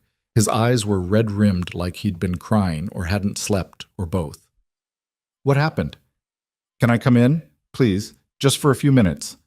Emily glanced back at Matteo, still sleeping. She stepped into the hallway and closed the door behind her, not ready to let Nathan into her space, but not heartless enough to turn him away entirely. "Talk," she said. Nathan leaned against the wall like standing upright was taking all his remaining energy. "The board voted me out this morning. I'm no longer CEO of Cole Industries. They're saying I orchestrated the whole hostage situation as a publicity stunt to distract from the fraud allegations." "That's insane, is it? I'm the one who agreed to meet Victor Graves. I'm the one who knew about the Talon 9 defects and didn't go public. From their perspective, I'm either complicit in the cover-up or I'm trying to play the victim to avoid accountability." He laughed bitterly. "Maybe they're right." "Why are you telling me this?" "Because you're the only person who was there. You saw what actually happened. You know I didn't plan any of it." Emily crossed her arms. "So what? You want me to make a statement defending you?" "No, Nathan's voice cracked. "I needed to talk to someone who understood. Everyone else in my life either thinks I'm a criminal or they're too busy covering their own asses to care. My ex-wife filed for full custody this morning. My lawyers are telling me to prepare for criminal charges. And I can't." He was crying now. Not dramatically, just silent tears running down his face while he stared at the hallway carpet. Emily had spent 3 days hiding in her apartment feeling sorry for herself. Here was Nathan Cole, who'd had everything and lost it all, breaking down in her hallway at 10 o'clock at night. She should probably feel vindicated. He'd helped cover up corporate fraud that could have killed people. He deserved to lose everything, but all she felt was tired. "Come inside," she said. Nathan looked up, surprised. "You don't have to. I know. Come inside anyway." She led him into her tiny studio apartment. Matteo stirred on the couch but didn't wake. Emily pointed Nathan toward the small table near the window and went to make tea because tea was what you did when someone was having a breakdown and you didn't know what else to offer. They sat across from each other, steam rising from mismatched mugs, the silence stretching out between them. "I've been thinking about Victor," Nathan said finally. "About what he said in the restaurant. He told me I had chances to fix the problem and I didn't take them. He was right. So fix it now." "How? I don't have access to company files anymore. I don't have authority to issue recalls or ground the Talon 9 fleet. I'm just..." He gestured vaguely at himself. "Nobody. You're not nobody. You're a witness. You have information. Use it. I'm planning to. I'm meeting with federal prosecutors next week. I'm going to tell them everything I know about who made the decision to bury the reports, who threatened the engineers, all of it." "Good. It means I'll probably go to prison." Emily sipped her tea. "Will you?" "My lawyers think so. Conspiracy to commit fraud, obstruction of justice. The fact that I eventually cooperated might reduce my sentence, but..." He trailed off. "Cameron's going to grow up knowing his father is a criminal." "Cameron's going to grow up knowing his father tried to make things right. That's not nothing." "It's not enough, though. It doesn't bring Victor back. It doesn't undo the damage." "No," Emily agreed. "It doesn't, but it's what you've got to work with." Nathan stared into his tea like it might have answers. "How are you doing this?" "Doing what?" "Holding it together, moving forward. You went through the same nightmare I did, but you're not falling apart." Emily almost laughed. "I haven't left my apartment in 3 days. I can't sleep without having nightmares about gunshots. Yesterday I had a panic attack because someone knocked on my door. I'm absolutely falling apart. I'm just doing it quietly." That seemed to surprise him. "You seemed so calm. At the restaurant. Even when everything was chaos, you just handled it." I was terrified every single second. I just didn't have time to process the terror until afterward. She set down her mug. You want to know the truth? I don't feel like a hero. I feel like a fraud. Everyone's calling me brave and I can't even go outside to buy groceries. You walked 50 hostages out of an active crisis situation while holding what you thought was a bomb. That's pretty much the definition of brave. Or stupid. I still haven't decided which. They sat in silence for a while. Matteo shifted on the couch, mumbling something in his sleep. Is that your brother? Nathan asked quietly. Emily nodded. Matteo, he's been staying here, making sure I don't completely lose it. You're lucky to have him. I know. Nathan's phone buzzed. He glanced at it and his expression darkened. My lawyers. Again, they want me to stop talking to anyone connected to the case. That includes you, technically. Then why are you here? Because I'm tired of doing what lawyers tell me to do. That's how I ended up in this mess in the first place. He stood up, setting his untouched tea on the table. I should go. I'm sorry for showing up like this. I just needed... I know, Emily said. It's fine. At the door, Nathan paused. The $50,000. I transferred it to a legal defense fund for whistleblowers. People like Victor who try to expose corporate fraud and get destroyed for it. I thought you'd want to know. Something loosened in Emily's chest. Thank you. Thank you for not calling the police when I showed up at your door crying. The night's still young. Nathan smiled slightly, the first real smile she'd seen from him, and left. Emily locked the door behind him and stood there for a moment, processing. Then she went back to the couch and curled up next to Matteo, who woke up enough to put an arm around her before drifting back to sleep. For the first time in 3 days, Emily didn't have nightmares. Thursday morning brought a new problem. Emily's landlord called to inform her that several residents had complained about the media presence outside the building. If it didn't stop soon, he'd have to ask her to leave. You're evicting me because reporters are camped outside? I'm not evicting you. I'm asking you to solve the problem.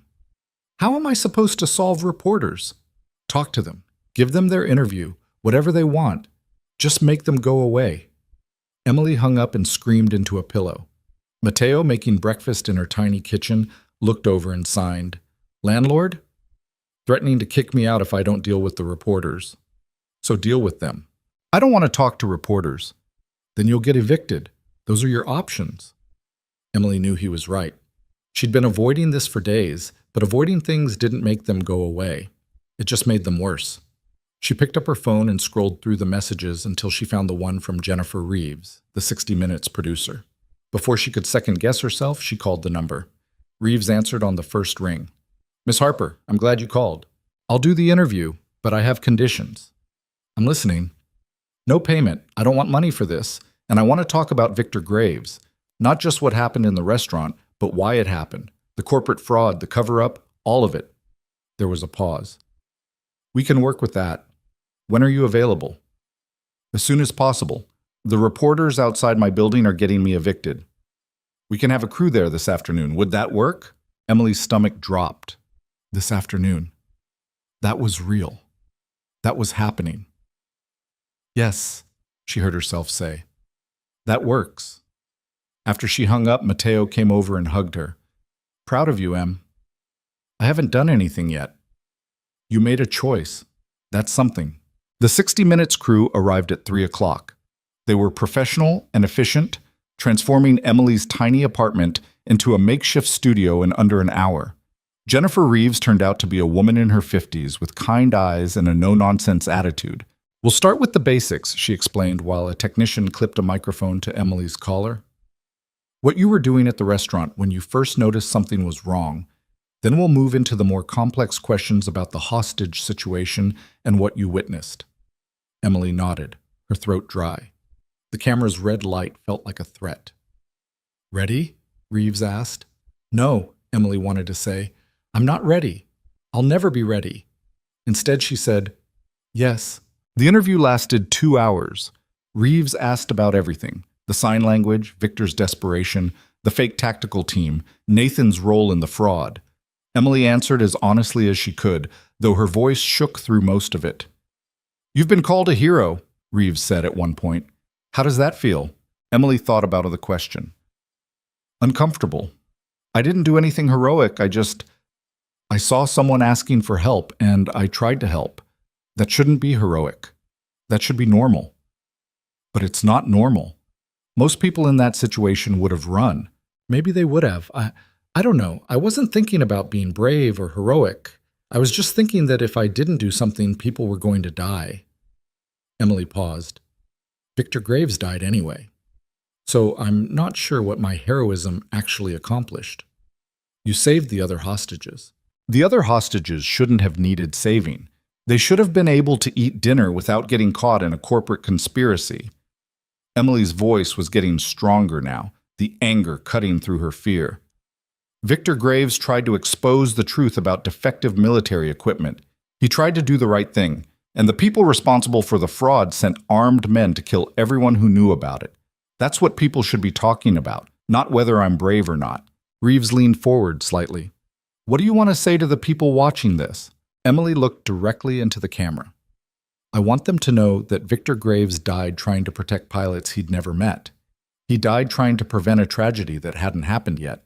And the executives at Coal Industries knew the equipment was defective, and they covered it up anyway because fixing it would cost money. She took a breath. I'm not a hero. Victor was. And he's dead because corporate profit mattered more than human lives. When they finished filming, Reeves shook Emily's hand. That was powerful. Thank you for your honesty. When will it air?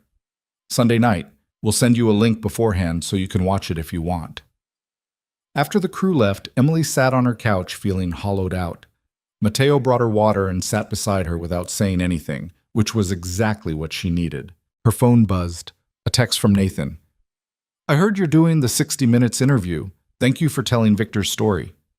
Emily stared at the message. She hadn't told Nathan about the interview. How did he know? She texted back, How did you hear about it? The producers contacted me for comment. I declined. This should be your story, not mine.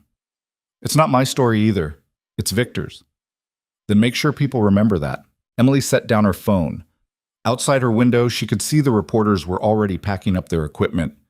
Word must have spread that she'd given an interview. They'd gotten what they wanted. Friday and Saturday passed in a blur of anxiety. Emily forced herself to leave the apartment, just small trips at first, to the corner store for milk, to the laundromat. Baby steps toward rejoining the world. Each time got slightly easier. The panic attacks didn't go away, but she learned to breathe through them, to recognize when one was coming and find a quiet place to ride it out. Sunday evening, she and Mateo ordered pizza and sat down to watch the interview. Emily had debated whether to watch it all, but Mateo insisted she should see how it turned out. The segment opened with footage from the restaurant, the shattered windows, the police tape, the chaos. Then Emily's face filled the screen, looking pale and determined. I almost didn't watch this, the Emily on screen said, but I think people need to hear what actually happened that night. For the next 40 minutes, Emily watched herself tell Victor Graves' story. The producers had done their research. They'd included footage of Victor, interviews with his family, documentation of the Talon 9 defects. They'd woven Emily's testimony together with the larger narrative of corporate corruption and whistleblower retaliation. When it ended, Mateo signed, You did good, Em. I talked too much. I got emotional. You were real. That matters more than being perfect. Emily's phone started buzzing immediately. Messages from people she hadn't talked to in years. Former coworkers, high school friends, her aunt in Wisconsin who only called on birthdays, and one from Nathan. You honored his memory. Thank you. Monday morning, Emily woke up to discover the interview had gone viral. Clips were all over social media. News outlets were writing articles about it. #JusticeForVictor was trending on Twitter. More importantly, 3 more former Coal Industries engineers had come forward with their own stories of being threatened and fired for reporting safety concerns. The Department of Justice announced they were expanding their investigation. Emily's phone rang. Unknown number. She almost didn't answer, but something made her pick up. Miss Harper? This is Sarah Chen from the police department. We met the night of the incident. I remember. I wanted to let you know we've made arrests in connection with the tactical team that stormed the restaurant. 6 men so far, including the team leader. They're being charged with attempted murder, conspiracy, and a list of other crimes. Emily's breath caught. Who hired them? 3 Coal Industries board members. We have documentation proving they authorized the hit. They're in custody too. What about the others? The board members who just covered up the fraud but didn't try to kill anyone? Federal prosecutors are building cases. It's going to take time, but they're not getting away with it. After Chen hung up, Emily sat with the news for a long moment. Justice was happening. Slowly, imperfectly, but happening. Her phone rang again. This time it was a number she recognized. Dennis, her former manager from Vertice. Em, you got a minute? Sure. What's up? So, the restaurant's not reopening. The owner's selling the building, which means we're all out of jobs. Emily had expected this, but it still stung. That sucks. I'm sorry. Yeah, but listen, I'm starting a new place, smaller, more casual. I want you to come work for me. Head server position, better pay than you were making at Vertice. Dennis, thank you, but I don't know if I can go back to serving tables. Not after everything. Think about it at least. You were good at the job. You deserve to keep doing it if you want to. After they hung up, Emily found Mateo and signed, Dennis offered me a job at his new restaurant. You going to take it? I don't know. Part of me wants to. It's familiar, safe. And the other part? Emily thought about the 60 Minutes interview, about the messages flooding her phone from people thanking her for speaking up, about Victor Graves dying in that restaurant because he'd tried to tell the truth. The other part thinks maybe I should do something that matters more than serving steaks to rich people. Like what? I have no idea. But that wasn't quite true. An idea had been forming in the back of her mind for days now, too fragile to speak out loud yet. Tuesday morning, Emily called the number for the whistleblower defense fund Nathan had donated to. A tired-sounding woman answered. My name is Emily Harper. I was involved in the Vertice restaurant incident. Oh yes, we've been following your story. How can we help you? I want to help you. I want to work for the fund. Or volunteer. Or, I don't know exactly. But I want to do something for people like Victor Graves. People who try to expose the truth and get destroyed for it. There was a pause. We don't have a lot of funding for new positions. Most of our staff are volunteers. I can volunteer. I need to do something that matters. And this matters. Can you come in for an interview? Tomorrow, maybe? Emily agreed and hung up, her heart pounding. This was insane. She had no experience with nonprofits or legal advocacy or any of the skills they probably needed. But she also knew what it felt like to be in a room with someone desperately trying to tell the truth while powerful people tried to silence them. That had to count for something. Wednesday, she took the train to the fund's office, a cramped space above a dry cleaner in a not-great neighborhood. The director, a woman named Patricia Liu, was in her 60s and looked like she'd been fighting losing battles for most of them. Why do you want to work here? Patricia asked after they'd made awkward small talk about the weather. Because Victor Graves died trying to do the right thing. And I was there, and I can't just go back to my normal life and pretend it didn't happen. We can't pay you. I know. The work is depressing. We lose more cases than we win. Most whistleblowers end up bankrupt and unemployable even when they're vindicated. I know that too. Patricia studied her. You're the waitress. From the restaurant. Yes. You know you could be making a lot of money right now? Book deals, speaking engagements, all that? I'm aware. So why are you here instead of cashing in on your 15 minutes? Emily thought about that. Because cashing in feels like I'd be profiting from Victor's death. And I don't want his death to be for nothing. I want it to mean something. I want to help make sure the next person who tries to expose the truth has a better chance of surviving it. Patricia was quiet for a long moment. Then she smiled, a tired, sad smile that had seen too much but hadn't quite given up yet. You can start Monday. We'll train you on intake procedures and case documentation. It's mostly answering phones and filing paperwork at first, but if you stick around, there's room to do more. Thank you. Don't thank me yet. You might hate it. Emily walked out of the office feeling lighter than she had in days. She had a purpose now, a direction. It wasn't much, but it was something. Her phone buzzed. Nathan. Can we talk? In person? They met at the same bench near Cloudgate where they'd talked before. Nathan looked better than last time, still exhausted, still stressed, but more present somehow. I'm testifying before the grand jury next week, he said without preamble. Against the board members. My lawyers think it'll help my case, show I'm cooperating. Will it? Maybe. Maybe not.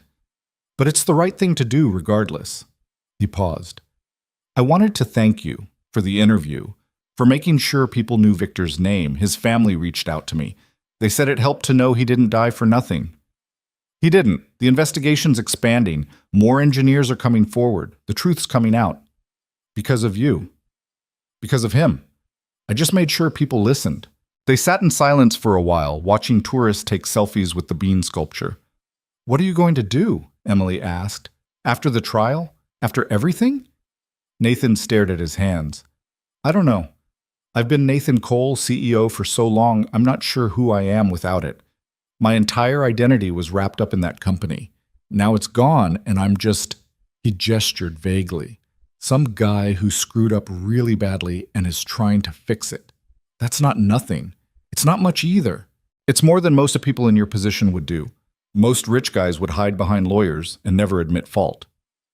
I don't feel particularly noble about it. I feel like a coward who waited too long to do the right thing. Yeah, well, join the club. I hid in my apartment for 3 days after the restaurant because I was too scared to face the world. We're all cowards sometimes. Nathan smiled slightly. When did you get so wise? I'm not wise. I'm just tired of pretending to be something I'm not. Emily stood up. I have to go. Starting a new volunteer job Monday, and I need to figure out what that's going to look like. Volunteer job? Whistleblower Defense Fund, helping people who try to expose corruption. Nathan stared at her. You're really not going to cash in on any of this, are you? What would I cash in for? Money doesn't fix trauma. It just makes you traumatized with nicer furniture. That's probably the most honest thing anyone's said to me in years. Emily shrugged. Honesty's kind of my thing now. Accidentally. As she walked away, Nathan called after her. Emily? She turned back. I'm glad you understood what I was signing that night. I'm glad it was you. Me too, Emily said, and meant it. The next few weeks fell into a rhythm. Emily volunteered at the fund 3 days a week, learning the work, talking to whistleblowers who called in desperate for help.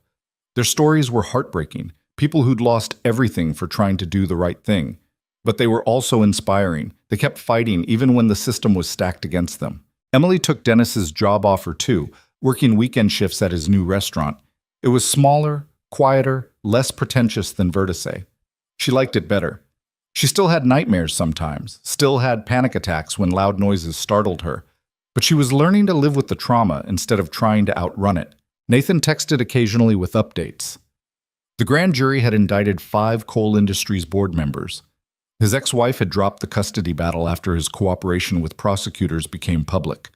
He was selling his penthouse and moving to a smaller place, trying to rebuild a life that didn't revolve around money and power. How's Cameron? Emily texted one day. Confused. Angry, but we're talking about it. His therapist thinks he'll be okay eventually. Kids are resilient. So are adults, apparently. Look at you. Emily smiled at her phone. She didn't feel particularly resilient. She felt like someone who was barely holding it together most days. But maybe that was what resilience actually looked like. Not bouncing back perfectly, but just continuing to move forward even when it hurt. 2 months after the restaurant, Emily got a call from Detective Chen. The trial's starting next week for the board members. Prosecution wants to know if you'd be willing to testify. Emily's stomach dropped. About what? What you witnessed in the restaurant. Victor's state of mind, the tactical team's actions. Your testimony could help establish their intent to kill witnesses. I'll do it. You're sure? Defense attorneys are going to come at you hard. They'll try to make you look unreliable, emotional, like you're exaggerating what happened. Let them try. The trial was everything Chen had warned her about, and worse. The defense painted Emily as an attention seeker who'd fabricated details to make herself look heroic. They questioned her memory, her motives, her credibility. Emily sat in the witness box and told the truth anyway. About Victor's desperation. About the fake tactical team executing hostages. About Nathan trying to protect people even when it meant risking his own life. When she stepped down, she was shaking and exhausted and wanted to throw up. But she'd done it. Nathan testified the next day. Emily watched from the gallery as he methodically explained the fraud, the cover-up, the board's decision to silence Victor Graves permanently. He didn't try to minimize his own role. He admitted everything. The jury deliberated for 6 days. When they came back, the verdict was guilty on all counts for 3 of the 5 board members. Partial conviction for the other 2. It wasn't perfect justice, but it was justice. Emily was leaving the courthouse when she saw Victor's sister waiting by the entrance.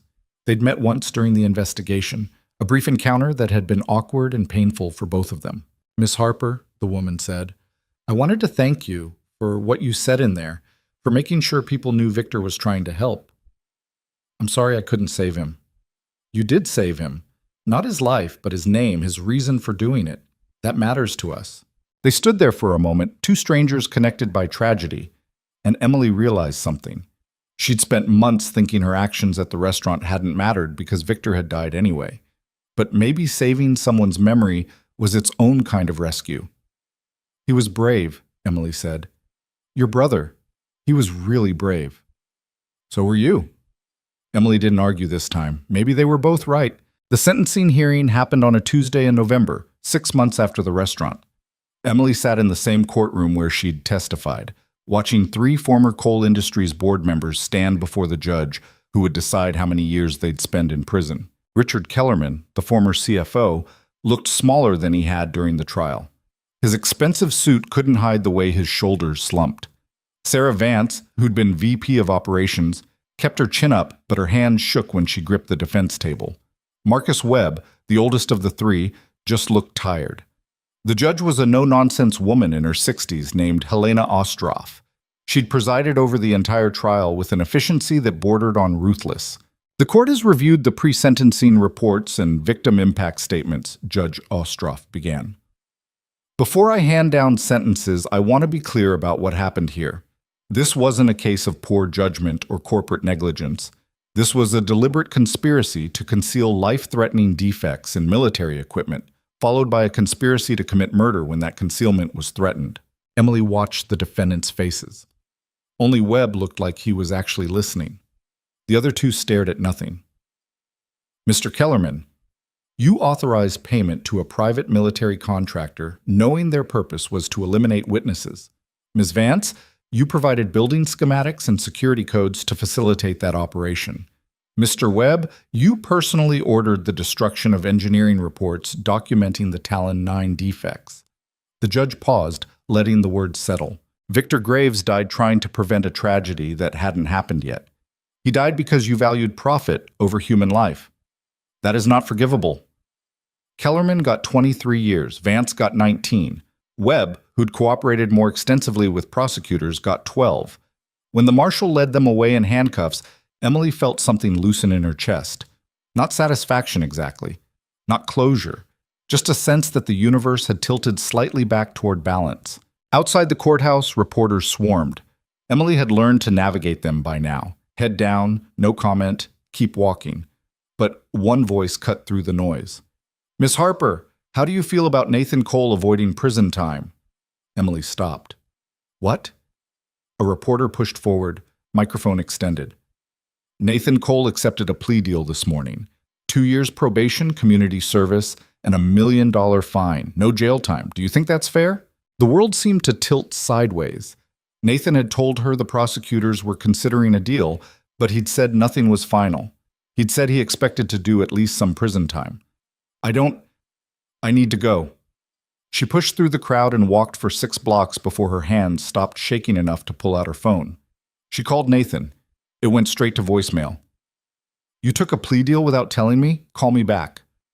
20 minutes later, her phone rang. "I'm sorry," Nathan said immediately. "I was going to tell you, everything happened so fast and I didn't know how to explain." "Try. Can we meet? In person?" "No. Talk now or don't talk at all." There was a long pause. Emily could hear traffic in the background, the murmur of voices. He was outside somewhere. "The prosecutors offered me immunity if I testified against the board members," Nathan said finally. "Full immunity, no charges. But I couldn't. I was part of it. I knew about the defects. I voted against fixing them. Taking immunity felt like I was claiming I was innocent when I wasn't. So you took probation instead."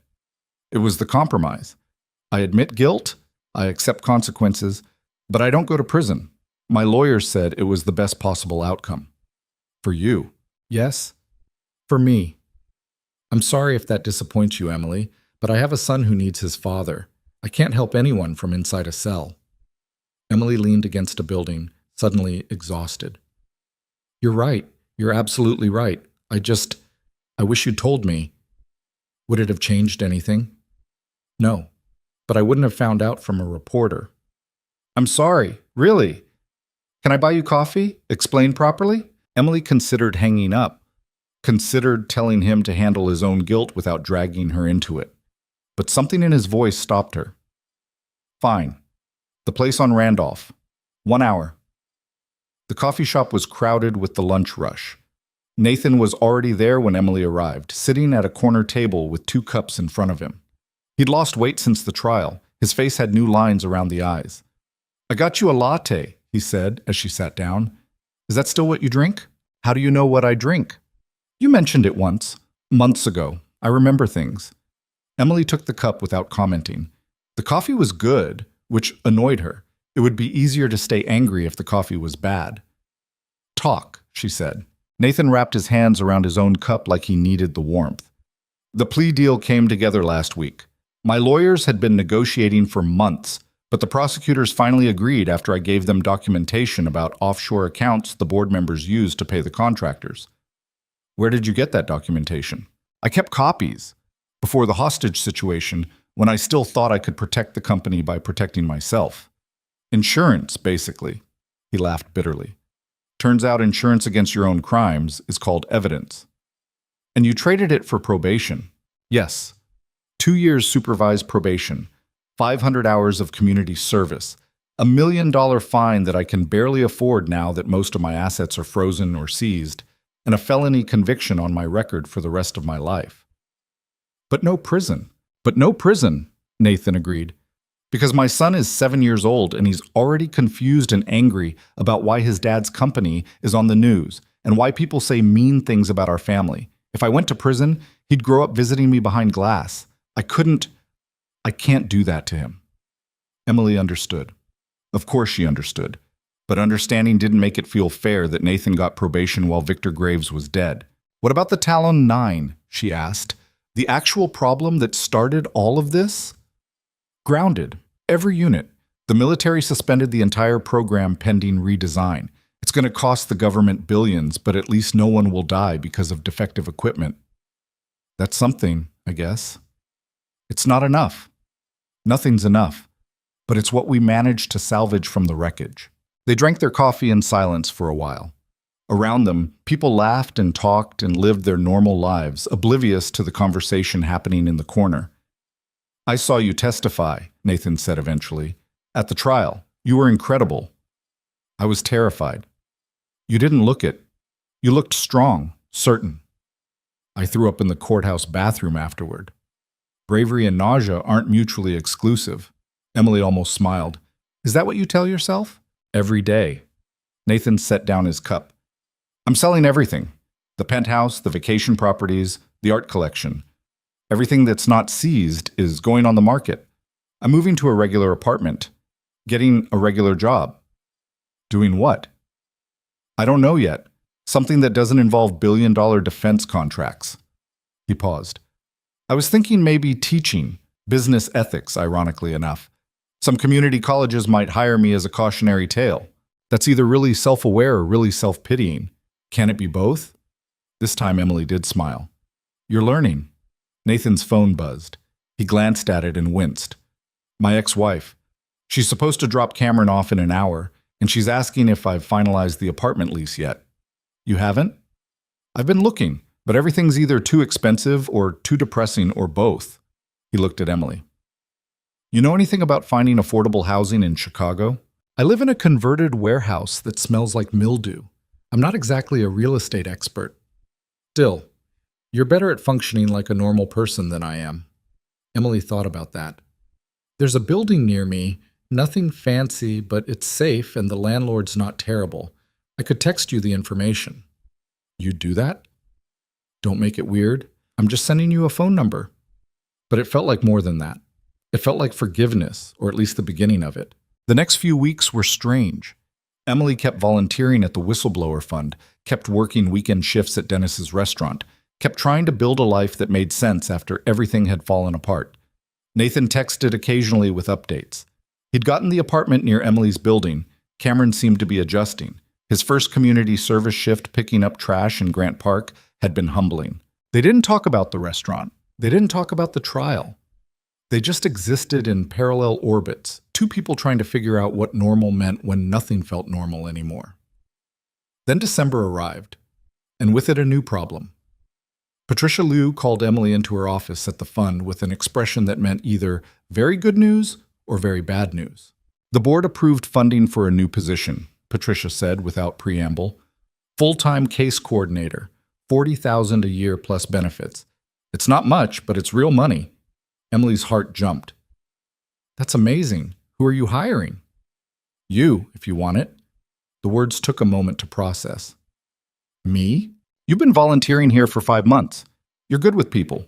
You understand what whistleblowers are going through because you lived it, and you're not burned out yet, which puts you ahead of half our staff. Patricia leaned back in her chair. Also, donors love you. Ever since the 60 Minutes interview, donations have tripled. People want to support the organization that Emily Harper works for. I'm not qualified. I don't have a degree in anything useful. I was a waitress. You were a waitress who walked 50 hostages out of a hostage situation. That's better than any degree. Patricia slid a folder across the desk. Job description, salary details, start date. Think about it. Let me know by Friday. Emily took the folder home and stared at it for 2 hours. $40,000 a year was more than she'd ever made. Benefits meant health insurance, which she hadn't had since she aged out of her parents' plan. It meant stability, security, a future. It also meant giving up the possibility of something else, something bigger.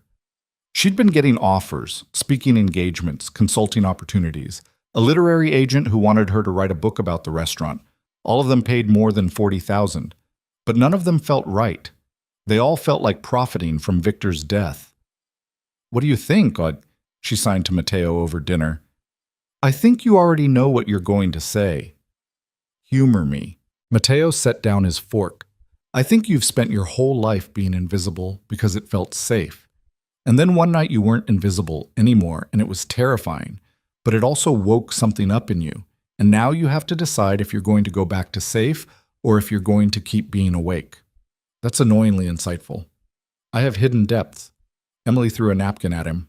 She accepted the job on Thursday, one day before Patricia's deadline.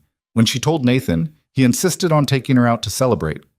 This feels inappropriate, Emily said as they sat down at a small Italian place that definitely wasn't Vertice.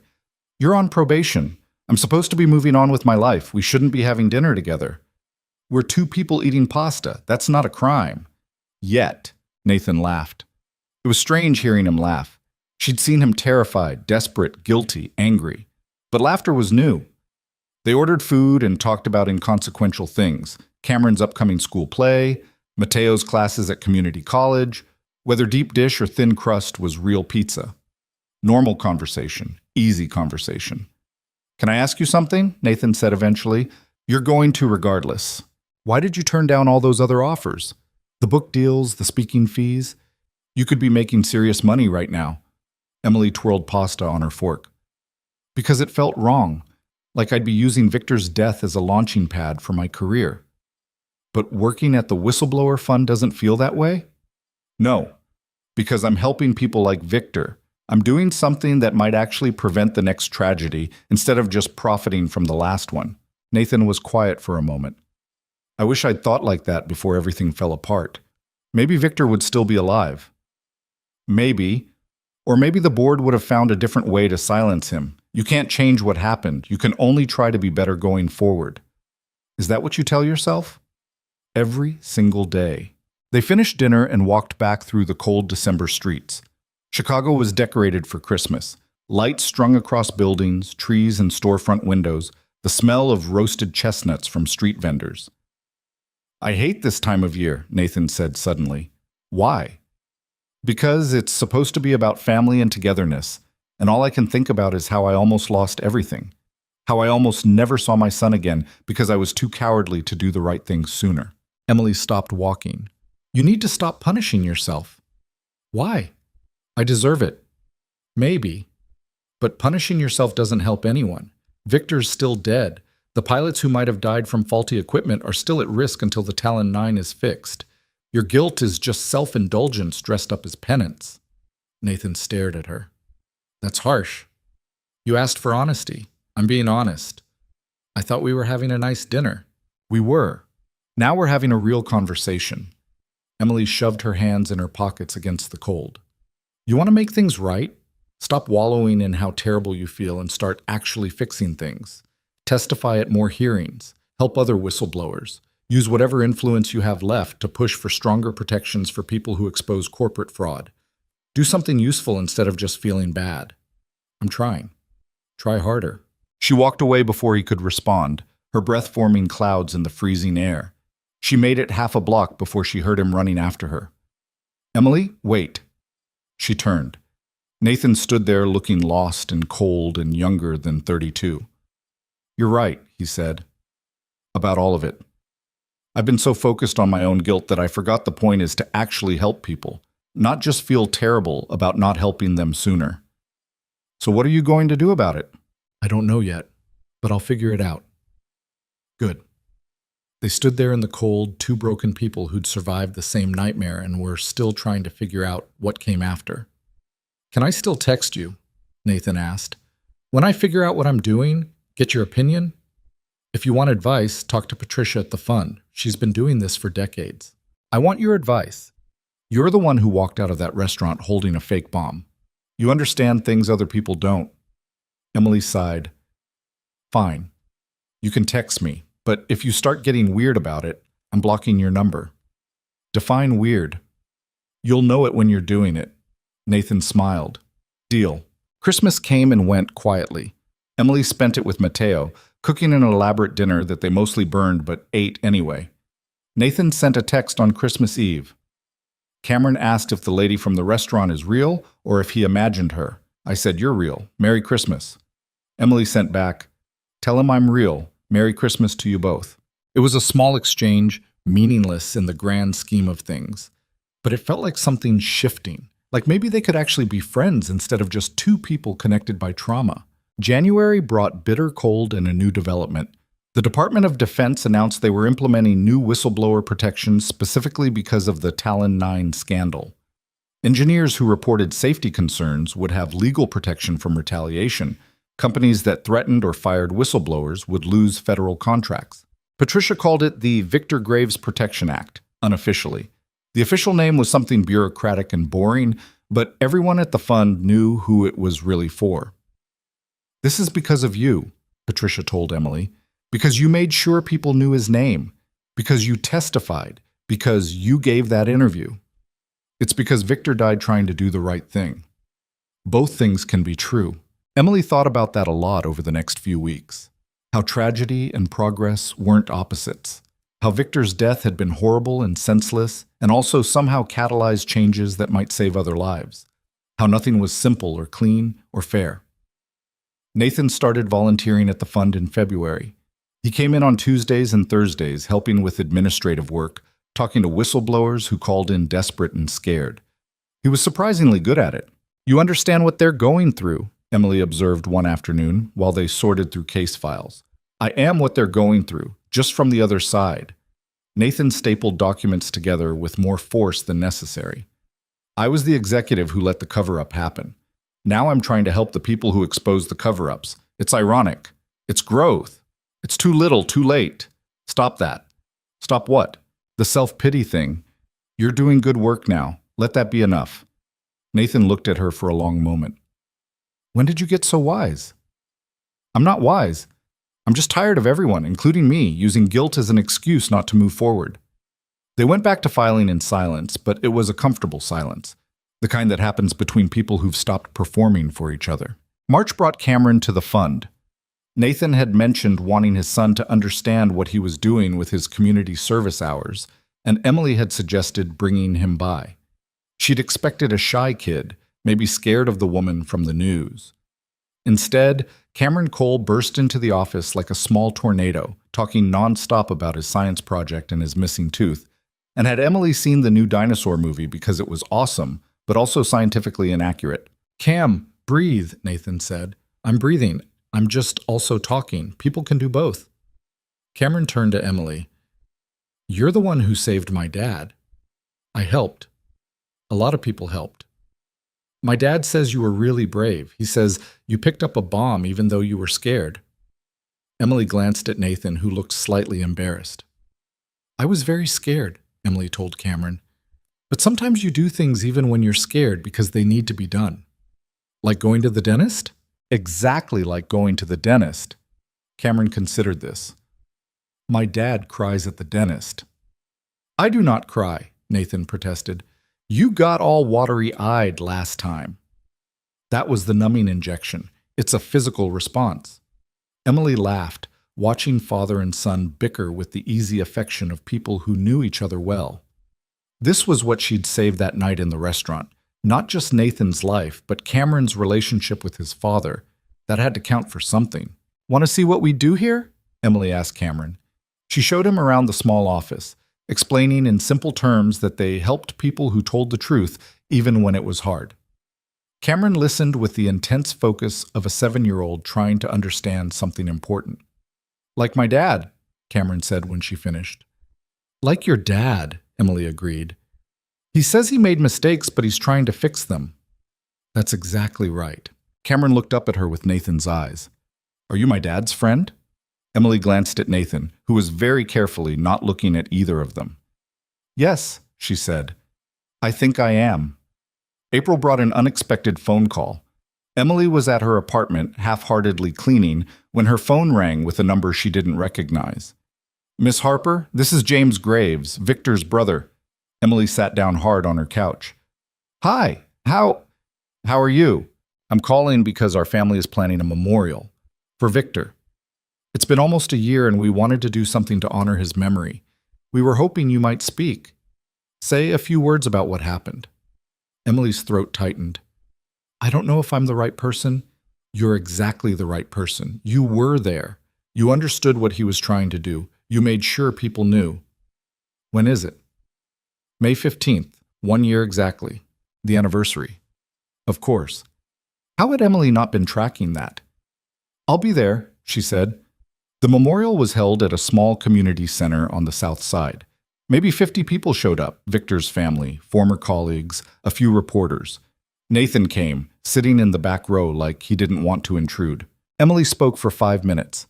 She talked about Victor's desperation to expose the truth, his courage in the face of people who wanted him silenced, his death and what it had meant and what it had changed. "Victor Graves died trying to prevent a tragedy," she said, looking at his family in the front row. "He died because he valued other people's lives more than his own safety. That's not just brave. That's extraordinary. And I really hope, that the changes that came from his death mean other people won't have to make the same sacrifice." After the memorial, Victor's mother approached Emily. She was small and gray-haired with eyes that had seen too much grief. "Thank you," she said simply, "for being there, for understanding. I'm sorry I couldn't save him.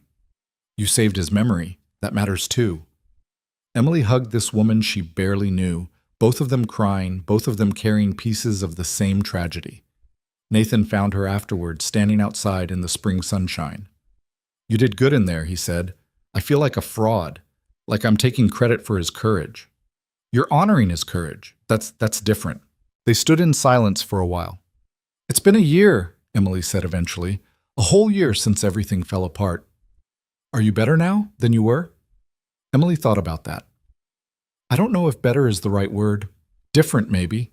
I still have nightmares sometimes. I still panic when I hear loud noises. But I also have a job I care about. Friends I didn't have before. A purpose." "That sounds like better to me." "What about you?" Nathan looked up at the sky. "I have my son. I have work that matters. I'm not in prison. On balance, I'm luckier than I deserve to be." "Stop that." "What?" "The thing where you qualify every good thing with how you don't deserve it. You served your time, metaphorically speaking. You're allowed to be okay." "When did you become my therapist?" "When you started needing one." Nathan smiled. You know what I realized the other day? I'm happier now than I was before, when I had everything. The company, the money, all of it. I'm happier broke and on probation doing volunteer work than I ever was as a billionaire CEO. That's either really profound or really messed up. Both. Definitely both. They walked back toward the parking lot together, the spring sun warm on their faces, the anniversary of the worst night of their lives somehow feeling less heavy than Emily had expected. Same time next year? Nathan asked. For the memorial? Same time next year, Emily agreed. It felt like a promise. Not to forget, not to move on entirely, but to remember together, to keep Victor's name alive, to make sure his death meant something. And maybe, Emily thought as she drove home through familiar Chicago streets, that was enough. Summer arrived in Chicago with the kind of oppressive heat that made the whole city feel like it was holding its breath. Emily stood outside a rundown storefront in a neighborhood that was trying to decide whether to gentrify or give up entirely, staring at the for lease sign in the window. You're insane, Mateo signed from beside her. You know that, right? Probably. You have a good job, stable income. Why would you risk that to open a restaurant? Emily didn't have a good answer. The idea had started small, just a nagging thought that wouldn't go away. What if there was a place where people like Mateo could work without constantly having to explain their deafness? What if invisibility could be a choice instead of a condition? Because I'm tired of watching other people's dreams, she signed back. I want to try building my own. With what money? Your savings account has like $4,000 in it. I'm working on that part. She'd been working on that part for 3 months, actually, writing a business plan in her spare time, researching grants and small business loans, talking to Patricia about the whistleblower reward money that technically belonged to Emily, but that she'd never felt right about touching. Victor Graves died exposing that fraud, Patricia had said when Emily brought it up. The reward was specifically for information leading to prosecution. You provided that information. The money is legally yours. It feels like blood money. Then use it for something that would have made him proud. Emily had been thinking about that conversation for weeks. What would make Victor proud? Not keeping the money locked away out of guilt. Not letting it sit unused while she convinced herself that suffering was somehow more noble than action. Maybe Victor would have wanted her to take a risk, to build something meaningful, to create opportunities for people who'd been invisible their whole lives. She pulled out her phone and called Nathan. I need advice, she said when he answered. About what? Starting a business. You used to run a billion-dollar company. How do I run a restaurant that serves deaf and hard-of-hearing workers? There was a pause. Are you serious? Unfortunately. Where are you? She told him. 20 minutes later, Nathan's car pulled up. Not the expensive sedan he used to drive, but a practical Honda that had clearly seen better days. Cameron was in the back seat, absorbed in a handheld video game. Nathan got out and looked at the storefront. This is it? This is it. 2,000 square feet, needs complete renovation, location is decent, but not great. Rent is actually affordable. Let me see inside. Emily had gotten the keys from the leasing agent that morning. The interior was worse than the exterior. Water damage on the ceiling, outdated kitchen equipment, floors that would need to be completely replaced. But she could see past the damage. She could see tables with flashing lights instead of bells for service. She could see a staff that communicated in sign language as naturally as speaking. She could see something that mattered. Nathan walked the space slowly, occasionally tapping walls or opening cabinets. Cameron followed him, less interested in the building than in whatever was happening in his game. This is going to cost at least $150,000 to get operational, Nathan said finally. Maybe more. Do you have that kind of capital? I have the whistleblower reward, $75,000. That's half of what you need. Where's the rest coming from? Emily had been afraid he'd ask that. I was hoping you'd know where to find it. Nathan laughed. Emily, I'm on probation and basically broke. I'm not exactly connected to venture capital anymore. But you know how the system works. You know what investors want to see. I do. And what they want to see is a detailed business plan, market analysis, realistic revenue projections, and a management team with relevant experience. He paused. Do you have any of those things? I have a business plan. Sort of. Let me see it. They went to a nearby coffee shop. Cameron complained but was appeased with a cookie the size of his head. and Emily pulled up the document she'd been working on. Nathan read it in silence while Emily tried not to visibly panic. "This is actually not terrible," he said eventually. "That's your professional opinion? Not terrible? It's a compliment. Most first-time business plans are completely unusable. Yours has real thought behind it." He scrolled through pages. "Your market analysis is weak, though, and your financial projections are wildly optimistic." "How optimistic?" "You're projecting profitability in year one. Most restaurants don't break even for 3 to 5 years." Emily's stomach sank. "So it's impossible." "I didn't say that. I said your projections need work." Nathan pulled out a pen and started making notes in the margins of her printed copy. "The concept is solid. Restaurant and culinary training program for deaf and hard-of-hearing workers. There's definitely a market for that, especially with the ADA pushing for more accessibility. But you need to be realistic about costs and timeline." They spent the next 2 hours tearing apart Emily's plan and rebuilding it. Cameron eventually abandoned his cookie to wander the coffee shop, asking other customers about their drinks with the fearless curiosity of a 7-year-old. "You need partners," Nathan said as they worked. "People with restaurant experience, sign language fluency, business management skills. You can't do this alone." "I know. I just don't know who to ask."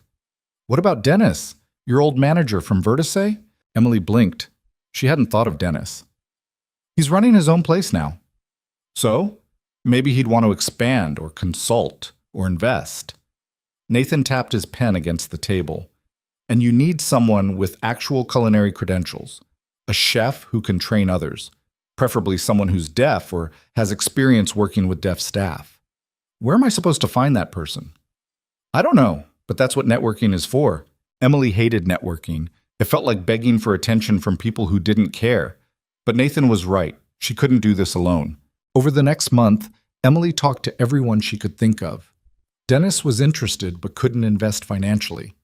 A deaf chef named Marcus Rivera, who'd been working in hotel kitchens for 15 years, was interested in the training program aspect. Patricia knew a grant writer who specialized in accessibility initiatives. Nathan connected her with a small business lawyer who owed him a favor. Slowly, impossibly, the pieces started coming together. By August, Emily had a revised business plan, 3 potential partners, an application submitted for 2 different small business grants. She also had exactly 0 guarantees that any of it would work. "This is the stupidest thing I've ever done," she told Mateo one night while they ate takeout on her apartment floor, surrounded by paperwork. "Stupider than walking out of a hostage situation with a fake bomb? Different kind of stupid.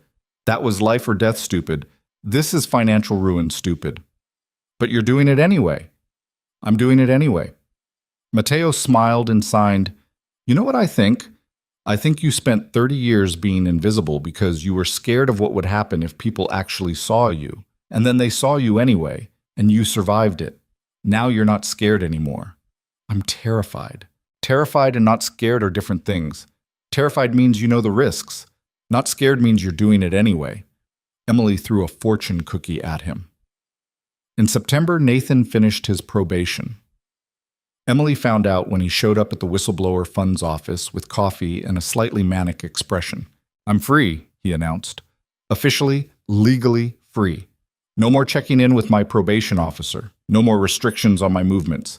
Just a regular person with a felony conviction and no career prospects." "Congratulations," Emily said. "I'm celebrating by making a terrible financial decision." He set a check on her desk. $50,000. "For the restaurant. Consider me an investor." Emily stared at the check. "Nathan, you can't afford this.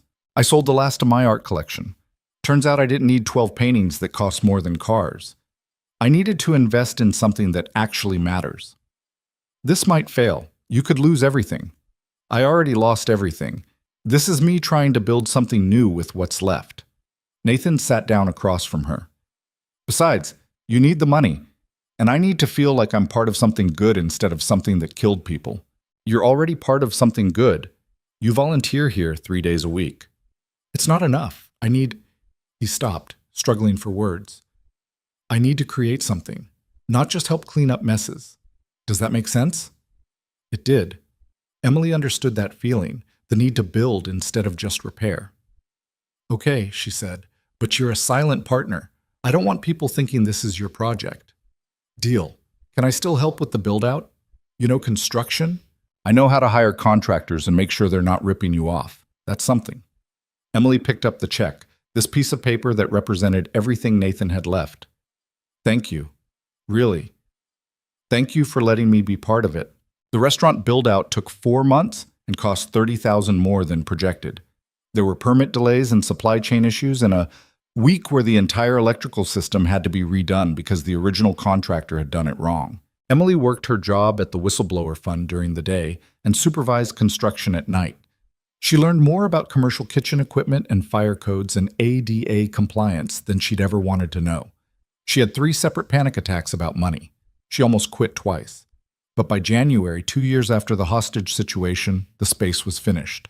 The dining room had tables with built-in light panels for signaling servers. The walls displayed sign language guides and deaf culture artwork. The kitchen was designed for visual communication, lights instead of bells, clear sight lines, equipment that didn't require hearing to operate safely. Emily stood in the empty restaurant at midnight the day before opening, looking at what she'd built, and burst into tears. Matteo found her sitting on the floor crying. "What's wrong?" he signed. "Nothing's wrong. Everything's right. That's why I'm crying." "You're weird." "I know." They sat together in the space that had been Emily's obsession for the past year. It wasn't perfect. The floor was slightly uneven in one corner, the paint job was decent but not professional, the furniture was secondhand and mismatched. But it was real. It existed. "What are you going to call it?" Matteo asked. Emily hadn't decided yet. She'd considered dozens of names, all of them either too clever or not clever enough. "Graves," she signed finally. "I'm calling it Graves." Matteo looked surprised. "After Victor?" "After Victor. After everyone who tried to tell the truth and paid for it. After people who were silenced." She paused. "And after the idea that you can come back from the dead? That you can build something new even after everything falls apart." "That's heavy." "It's honest." The restaurant opened on a Thursday in late January. Emily had expected maybe 20 people, friends, family, the journalists who still occasionally called her for quotes about the coal industry scandal. Instead, over 100 people showed up. There were former Vertice customers who remembered Emily. There were people from the deaf community excited about the employment opportunities. There were victims advocates and whistleblower protection lawyers, and people who'd seen the 60 Minutes interview and wanted to support what Emily was doing. And in the back corner, trying to be inconspicuous, were Nathan and Cameron. Emily made her way over during a brief lull. "You came," she said. "Of course we came." Cameron was bouncing in his seat with excitement. "Dad says you built this whole place. That's so cool." "A lot of people helped build it." "But it was your idea." Nathan looked around the crowded dining room with something like awe. "You actually did it. You took a crazy idea and made it real." "It might still fail. Half of new restaurants close within the first year. Stop catastrophizing and accept the win."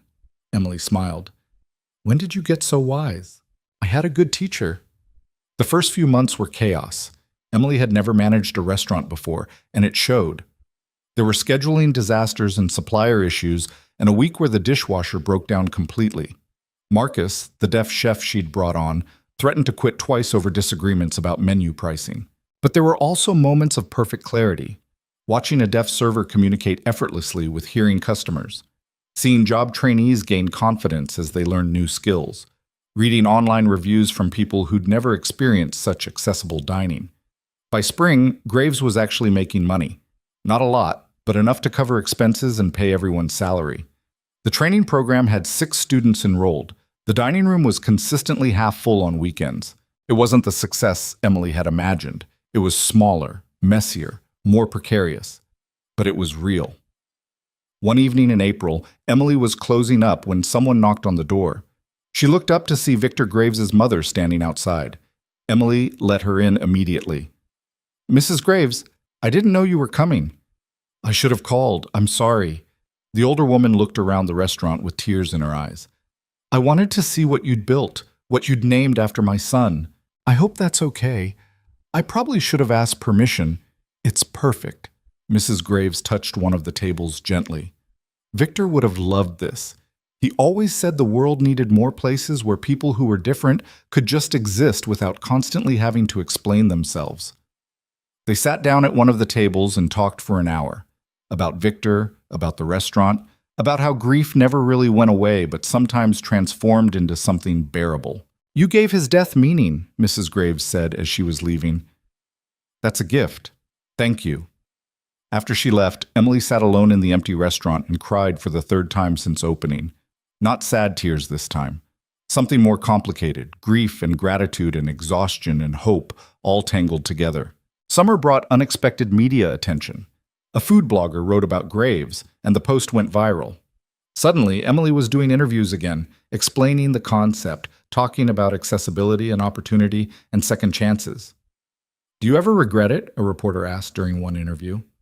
"Turning down the book deals and speaking fees to open a restaurant instead?" Emily thought about that. "No, the book deals were about what happened to me. This is about what I'm doing with what happened to me. That feels more important." Some people say you're using Victor Graves' name to promote your business. Some people are probably right. I'm using his name because I want people to remember what he stood for. If that also happens to bring customers to a restaurant that employs people who usually get overlooked, I'm okay with that. The interview aired on a local news station. The next day, Graves was fully booked for 2 weeks straight. "This is insane," Marcus signed to Emily during a particularly chaotic dinner service. "We're going to need to hire more staff. Can we afford more staff? Can we afford not to?" They hired 3 more servers and a second-line cook.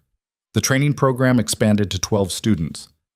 Emily stopped working at the Whistleblower Fund full-time and went part-time instead, unable to give up the work, but unable to do both jobs at full capacity. "You're spreading yourself too thin," Patricia warned. "I know, but I can't choose between them. They're both important." "Then you need to find balance before you burn out completely." Emily knew Patricia was right. She was working 14-hour days, sleeping 5 hours a night, running on coffee and anxiety. It wasn't sustainable. But she didn't know how to stop. Nathan found her one night in August, asleep at one of Graves's tables with her laptop still open. He shook her awake gently. "Emily, you can't keep doing this." She blinked at him groggily. "Doing what?" "Working yourself to death. You've been here since 6 this morning. It's almost midnight. The quarterly taxes are due. I need to finish the paperwork." "The paperwork can wait. You need sleep." "I'll sleep when things calm down." Nathan sat down across from her. "Things aren't going to calm down. This is what running a business looks like: constant crisis management and never enough time. If you don't set boundaries now, you'll destroy yourself." Easy for you to say. You had people to delegate to when you ran Coal Industries. And look how that turned out. I delegated so much I stopped paying attention to what was actually happening.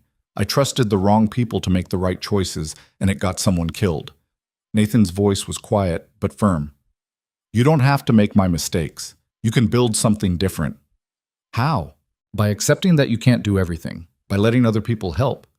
By trusting that the restaurant and the fund will survive even if you're not personally controlling every single detail." Emily wanted to argue, but exhaustion made honesty easier. "I'm scared," she admitted. "If I'm not constantly watching, something will go wrong. The restaurant will fail. The fund will lose donors. Everything I've built will fall apart. Maybe it will. Or maybe you've already built something strong enough to stand on its own." Nathan reached across the table and closed her laptop. "Go home. Sleep. Tomorrow, we're going to figure out how to make this actually sustainable." The next day, Nathan helped Emily create a real organizational structure. They hired a part-time bookkeeper for Graves. They brought on a volunteer coordinator at the fund to handle some of Patricia's workload. They set actual business hours and stuck to them. It was uncomfortable at first. Emily kept wanting to check in to make sure things were running properly without her constant supervision. But slowly, she learned to let go. And the world didn't end.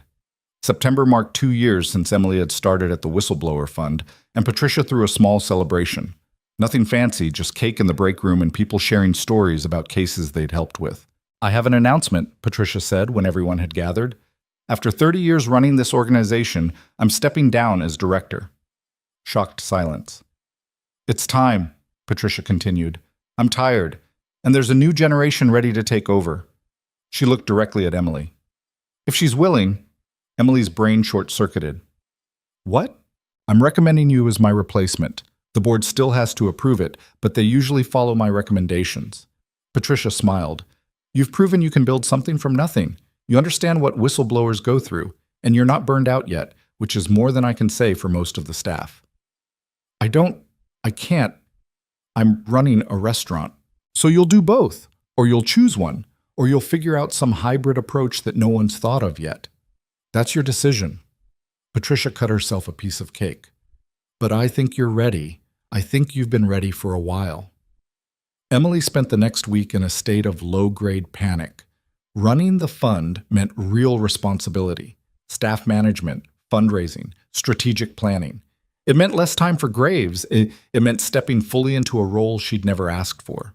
But it also meant continuing Victor's work, making sure the next whistleblower had better protection, building systems that valued truth over profit. She talked to Matteo about it. She talked to Nathan about it. She talked to Marcus and Dennis and everyone she could think of. "What do you want to do?" Matteo finally asked, cutting through all the analysis. "I want to do both. I want to run the fund and keep Graves going. I want to help whistleblowers and employ deaf workers and somehow make all of it work together." "So do that." "It's impossible. You walked out of a hostage situation holding a fake bomb. Compared to that, this is easy." Emily laughed despite herself. "Nothing about this is easy." "No, but you're going to do it anyway, because that's who you are now. The person who does impossible things because they matter." She accepted the position in October. The board approved her unanimously, probably because no one else wanted the job. Emily became director of the Whistleblower Fund while still running Graves 3 days a week. Marcus took over as general manager on the days she wasn't there. Nathan increased his volunteer hours to help cover gaps. It was messy and chaotic and definitely not sustainable long-term, but it worked. Somehow, it worked. November brought the second anniversary of the trial verdicts. Emily and Nathan went to Victor's grave together, bringing flowers and standing in silence while cold wind whipped around them. "Do you think he'd be proud?" Nathan asked quietly. "Of what we've built?" "I don't know. I didn't know him well enough to say." Emily adjusted the flowers. "But I hope so. I think he would be. The fund is thriving. Graves is successful. 3 more engineers have come forward this year because they knew they'd have support. That's because of you. It's because of a lot of people." "Stop deflecting the credit," Emily smiled. "You stop deflecting the credit. You volunteered over 500 hours this year. You've helped restructure our funding model. You've personally counseled dozens of whistleblowers." "I'm trying to make up for what I did." "You can't make up for it, but you can move forward from it. There's a difference." They stood at the grave until the cold became unbearable, then walked back to Nathan's car. "Cameron wants to know if you'll come to Thanksgiving," Nathan said as they drove back into the city. "He's very specific that you have to bring Matteo because Cameron wants to learn more sign language, and Matteo is apparently the coolest teacher ever."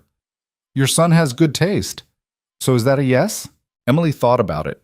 Thanksgiving with Nathan and Cameron felt like crossing some kind of line, moving from colleagues and friends into something more like family.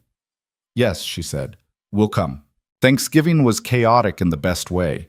Cameron had invited approximately 30 people without telling his father, so Nathan's apartment was packed with an eclectic mix of kids from Cameron's school, parents Nathan barely knew, and somehow 3 of Emily's servers from Graves who'd heard there was free food. Emily and Matteo spent most of the afternoon teaching sign language to anyone who wanted to learn.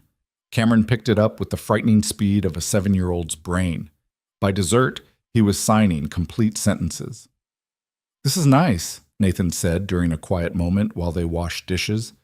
"Having people here, feeling like life is about more than just surviving." "You're building a new normal," Emily said. "It's different from what you had before, but it's real. I like this normal better, even though it involves washing dishes by hand because my dishwasher is broken. That's what real life looks like.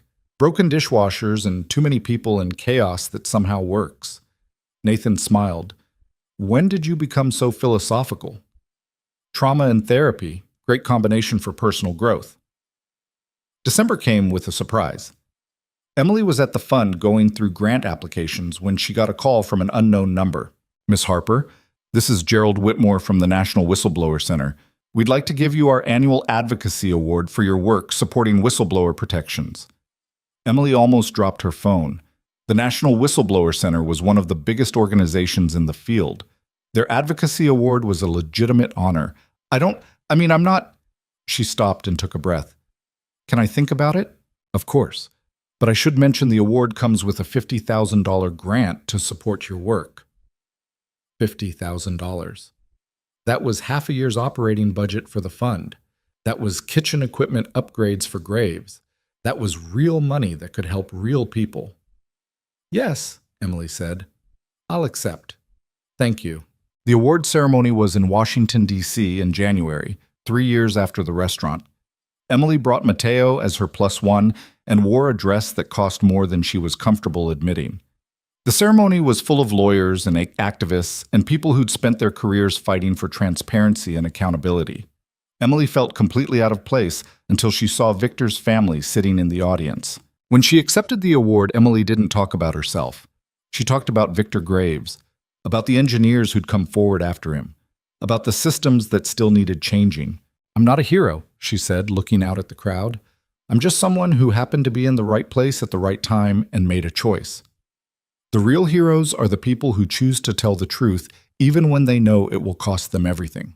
My job, our job, is to make sure that cost gets a little bit lower every year, to build a world where honesty isn't punished and silence isn't rewarded. The speech got a standing ovation. Afterward, at least 20 people wanted to talk to Emily about expanding the fund's work, about partnerships and initiatives and opportunities she'd never considered. It was overwhelming and exciting and terrifying all at once. On the flight back to Chicago, Mateo signed, "You did good up there." I barely knew what I was saying. I was so nervous I thought I might pass out. You seemed confident. That's called acting. Mateo smiled. You know what Victor would say if he could see you now? What? He'd say you proved that one person choosing to act can change things, that speaking up matters, that the world can be better if enough people refuse to stay silent. Emily thought about that. About the shy waitress she'd been 3 years ago. About the woman she'd become. Still anxious, still imperfect, but no longer invisible. I hope he'd be proud, she signed. He would be, I'm sure of it. Spring came to Chicago with the kind of tentative warmth that made people forget how brutal the winter had been. Emily sat in Graves during a quiet Tuesday afternoon, going through applications for the next training program cohort. The door opened and Nathan walked in with Cameron. We're interrupting, Nathan said. You're always interrupting. That's your thing. Emily set down the applications. What's up? Cameron bounced forward. I have a question. Okay. You know how my dad helps at your work and your restaurant? Yes. And you come to our apartment a lot? Yes. And we all hang out together like family? Emily glanced at Nathan, who was studiously examining the menu like it might have changed since yesterday. I guess we do, Emily said carefully. So are you my dad's girlfriend? The silence that followed was deafening. Emily felt her face heat up. Nathan looked like he wanted to melt into the floor. Cam, that's not... We haven't... Nathan stammered. It's a simple question, Cameron insisted with the brutal honesty of an 8-year-old. You're always together. You smile a lot when you talk to her. She brings you coffee the way you like it. That's what girlfriends do on TV. Emily realized she was holding her breath. She looked at Nathan, who looked back at her with an expression that was equal parts mortified and hopeful. We're friends, Emily said finally. Good friends. But could you be more than friends? Cameron pressed. Because I think that would be cool. You're nice, and you don't talk to me like I'm a baby, and you make my dad less sad. Cameron. Nathan's voice was firm. That's enough. You don't ask people questions like that. Why not? Because it's personal and complicated and... Nathan stopped. We're leaving. I'm so sorry, Emily. He's been watching too many sitcoms with his mother. But Cameron didn't move. He looked at Emily with those serious eyes that were so much like his father's. Do you like my dad? He asked. Emily could have deflected, could have changed the subject, could have done what she'd always done, stay safe, stay invisible, avoid the complicated feelings. Instead, she said, Yes, I like your dad very much. Good. Cameron seemed satisfied. Because he likes you too. He told his friend Mark that you're the smartest person he knows and also the bravest And also you make him want to be better. Cameron! Nathan looked like he wanted to disappear entirely. What? You did say that. I heard you on the phone. Emily stood up slowly. Her heart was hammering. Nathan? He met her eyes. I'm going to kill my son. And then I'm going to die of embarrassment, in that order. Is it true? Which part? All of it. Nathan took a breath. Yes, all of it. You're smart and brave, and you make me want to be better. And I know the timing is terrible, and we have a complicated history, and you probably don't think of me that way, but Emily kissed him. It wasn't dramatic or movie perfect. It was awkward and brief and happened in the middle of a restaurant while his son watched. But it was real. When she pulled back, Nathan looked stunned. I've been thinking about you that way for 6 months, Emily said. I just didn't think you'd feel the same. Are you kidding? You're you. You're everything. I'm a mess. I work too much. I have panic attacks. I'm still in therapy dealing with trauma from the restaurant. I'm a convicted felon on probation who lost everything because I was too cowardly to do the right thing. We're both messes. Maybe we can be messes together. Cameron made a gagging noise. Are you going to kiss again? Because I think I've seen enough. They both laughed. Emily ruffled Cameron's hair. Your dad and I need to talk, she told him. Privately. Can you go look at the kitchen? Marcus might let you help make dessert. Really? Really. Cameron took off toward the kitchen. Nathan and Emily sat down at one of the tables. This is crazy, Emily said. We work together. We have history. There are so many reasons this is a bad idea. I know. But I want to try anyway. So do I. Nathan reached across the table and took her hand. We'll go slow. Figure it out as we go. No pressure. I've never been good at slow. Then we'll go whatever speed feels right, as long as we're honest with each other. Emily squeezed his hand. I can do honest. Honest is kind of my whole thing now. They sat there for a while, holding hands across the table in the restaurant Emily had built from grief and hope and Victor Graves's memory, and for the first time in 3 years, she felt like maybe the story wasn't just about surviving trauma. Maybe it was also about what came after. The next few months were careful and hopeful and sometimes awkward. Emily and Nathan dated like teenagers, navigating the weird space between friendship and something more. They went to movies and argued about dinner choices and learned how to be together without the weight of the hostage situation always between them. Cameron was thrilled, which helped. Mateo was cautiously supportive, which Emily appreciated. The people at the fund in Graves had opinions ranging from supportive to concerned, but mostly, people just let them figure it out. By summer, Nathan had officially moved out of his apartment and into a small house with an actual yard. Cameron was ecstatic about the yard. Nathan was less ecstatic about lawn maintenance. I have never mowed a lawn in my entire life, he told Emily while staring at the overgrown grass with despair. I don't even know where to start. You hire someone, or you watch a YouTube video, or you ask your neighbor. I don't know my neighbors. Then this is a good opportunity to meet them. Nathan ended up meeting his neighbors, learning to mow the lawn, and discovering he was actually decent at gardening. Emily watched him transform from a billionaire CEO to just a guy who worried about crabgrass and volunteered at nonprofit organizations, and she fell a little more in love with him every day. Not that she told him that yet. They were still taking things slow. In August, the fund received a major grant from a tech billionaire who'd been following their work. $500,000 to expand whistleblower support services nationwide. This is insane, Emily told Patricia. What am I supposed to do with $500,000? Hire more staff, open regional offices, build the infrastructure to help people across the country, not just in Chicago. Patricia smiled. You're going national, Emily, whether you're ready or not. Emily was definitely not ready, but she did it anyway, because that's what she'd been doing for 3 years, taking on things she wasn't ready for and figuring them out as she went. By October, the fund had offices in 3 cities. Graves was training its 5th cohort of deaf workers. Emily was working 70-hour weeks again, and Nathan kept threatening to stage an intervention. You promised you'd set boundaries, he said one night when she showed up at his house at 11 p.m. still working on her laptop. I am setting boundaries. I only worked 12 hours today instead of 14. That's not better. It's slightly better. Nathan closed her laptop. Come sit on the couch with me and Cameron. We're watching a nature documentary about penguins. I have grant applications to review. The grant applications will still be there tomorrow.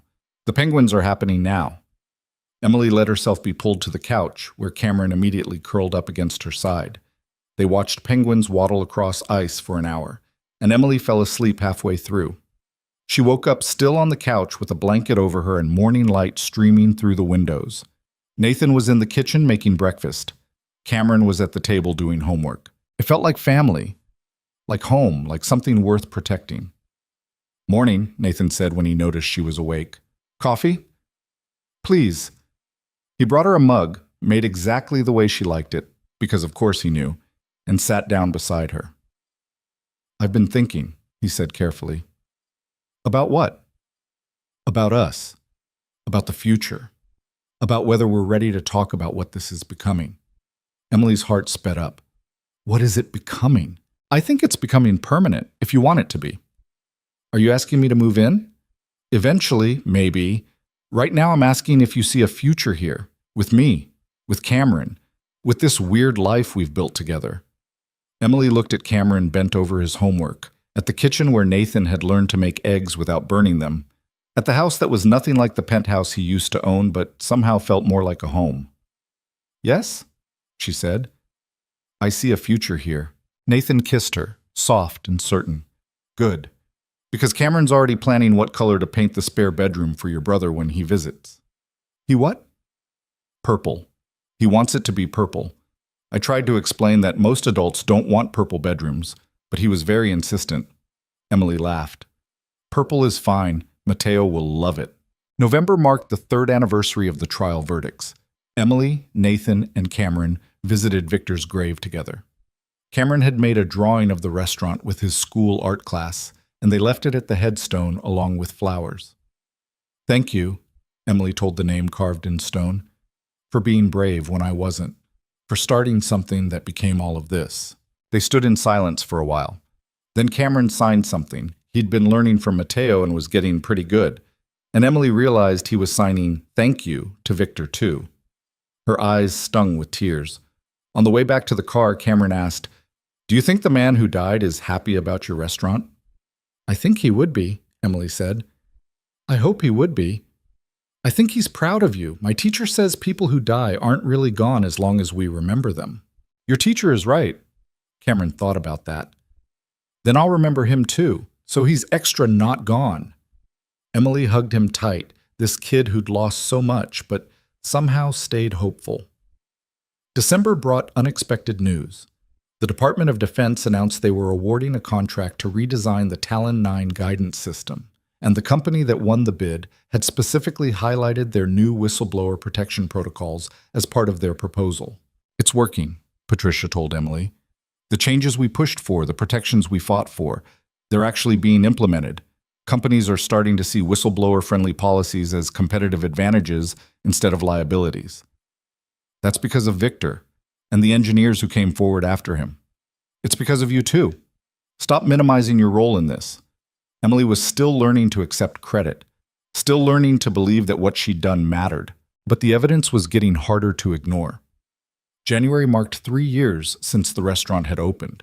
Emily threw a celebration at Graves, free appetizers for everyone, speeches from staff, a sign language performance by the current training cohort.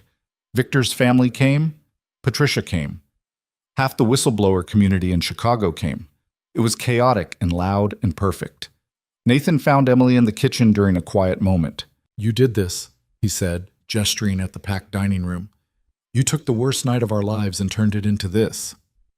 We did this. All of us. No, this was you, your vision, your courage, your refusal to let Victor's death be meaningless." He paused. "I'm so proud of you. I know I tell you that a lot, but I mean it every time." Emily kissed him. "I'm proud of us. For surviving. For building something better." "Think Victor would approve?" "I think he'd tell us to stop being sentimental and get back to work." They laughed and returned to the celebration, to the community they'd built, to the future they were still figuring out one day at a time. That night, after everyone left and the restaurant was clean, Emily sat alone in the quiet space and thought about how far she'd come. From invisible waitress to director of a national organization. From someone who hid from attention to someone who used it to create change. She thought about Victor Graves, who died trying to tell the truth. About Nathan, who'd learned to live with his mistakes instead of being destroyed by them. About Cameron, who'd somehow stayed kind despite everything he'd been through. About Mateo, who'd supported her even when her choices seemed crazy. She thought about the hundreds of people the fund had helped over the past 3 years. The dozens of deaf workers who'd found jobs through Graves's training program. The corporate policies that had changed because people were finally paying attention. None of it brought Victor back. None of it erased the trauma or fixed everything that was broken about the system. But it mattered anyway. It had to matter. Emily locked up the restaurant and walked home through cold Chicago streets, past the building where she used to live in a studio apartment that smelled like mildew, past the coffee shop where she and Nathan had rebuilt her business plan, past all the spaces that had been part of her transformation. Her phone buzzed. A text from Nathan. Cameron wants to know if you'll come over for breakfast tomorrow. He's making pancakes. Fair warning, they'll be terrible. Emily smiled and texted back, I'll be there. She would be there. For breakfast, for terrible pancakes, for whatever came next. She would keep showing up, keep building, keep honoring the memory of a man who died trying to do the right thing by actually doing the right things herself. It wasn't a perfect ending. There were still hard days and panic attacks and moments when Emily questioned every choice she'd made. The restaurant struggled sometimes. The fund fought constant battles for funding and attention. Nathan still carried guilt. Emily still had nightmares. But they were building something real. Something that mattered. Something that proved survival wasn't just about making it through trauma. It was about what you chose to create with the pieces that remained. Emily Harper had spent 30 years being invisible. Then one terrifying night, she'd been seen. And instead of hiding again, she'd chosen to keep being visible, to use her voice, to build spaces where other invisible people could be seen too. That was her story. Not the hostage situation, not the trial, not the media attention or the awards or any of the external validation. Her story was what came after. The slow, difficult, beautiful work of transforming trauma into purpose. Of proving that sometimes the people who save us are the ones brave enough to truly listen. And the people we save most of all are ourselves. 3 years after the worst night of her life, Emily Harper was finally, completely, undeniably visible. And she was okay with that.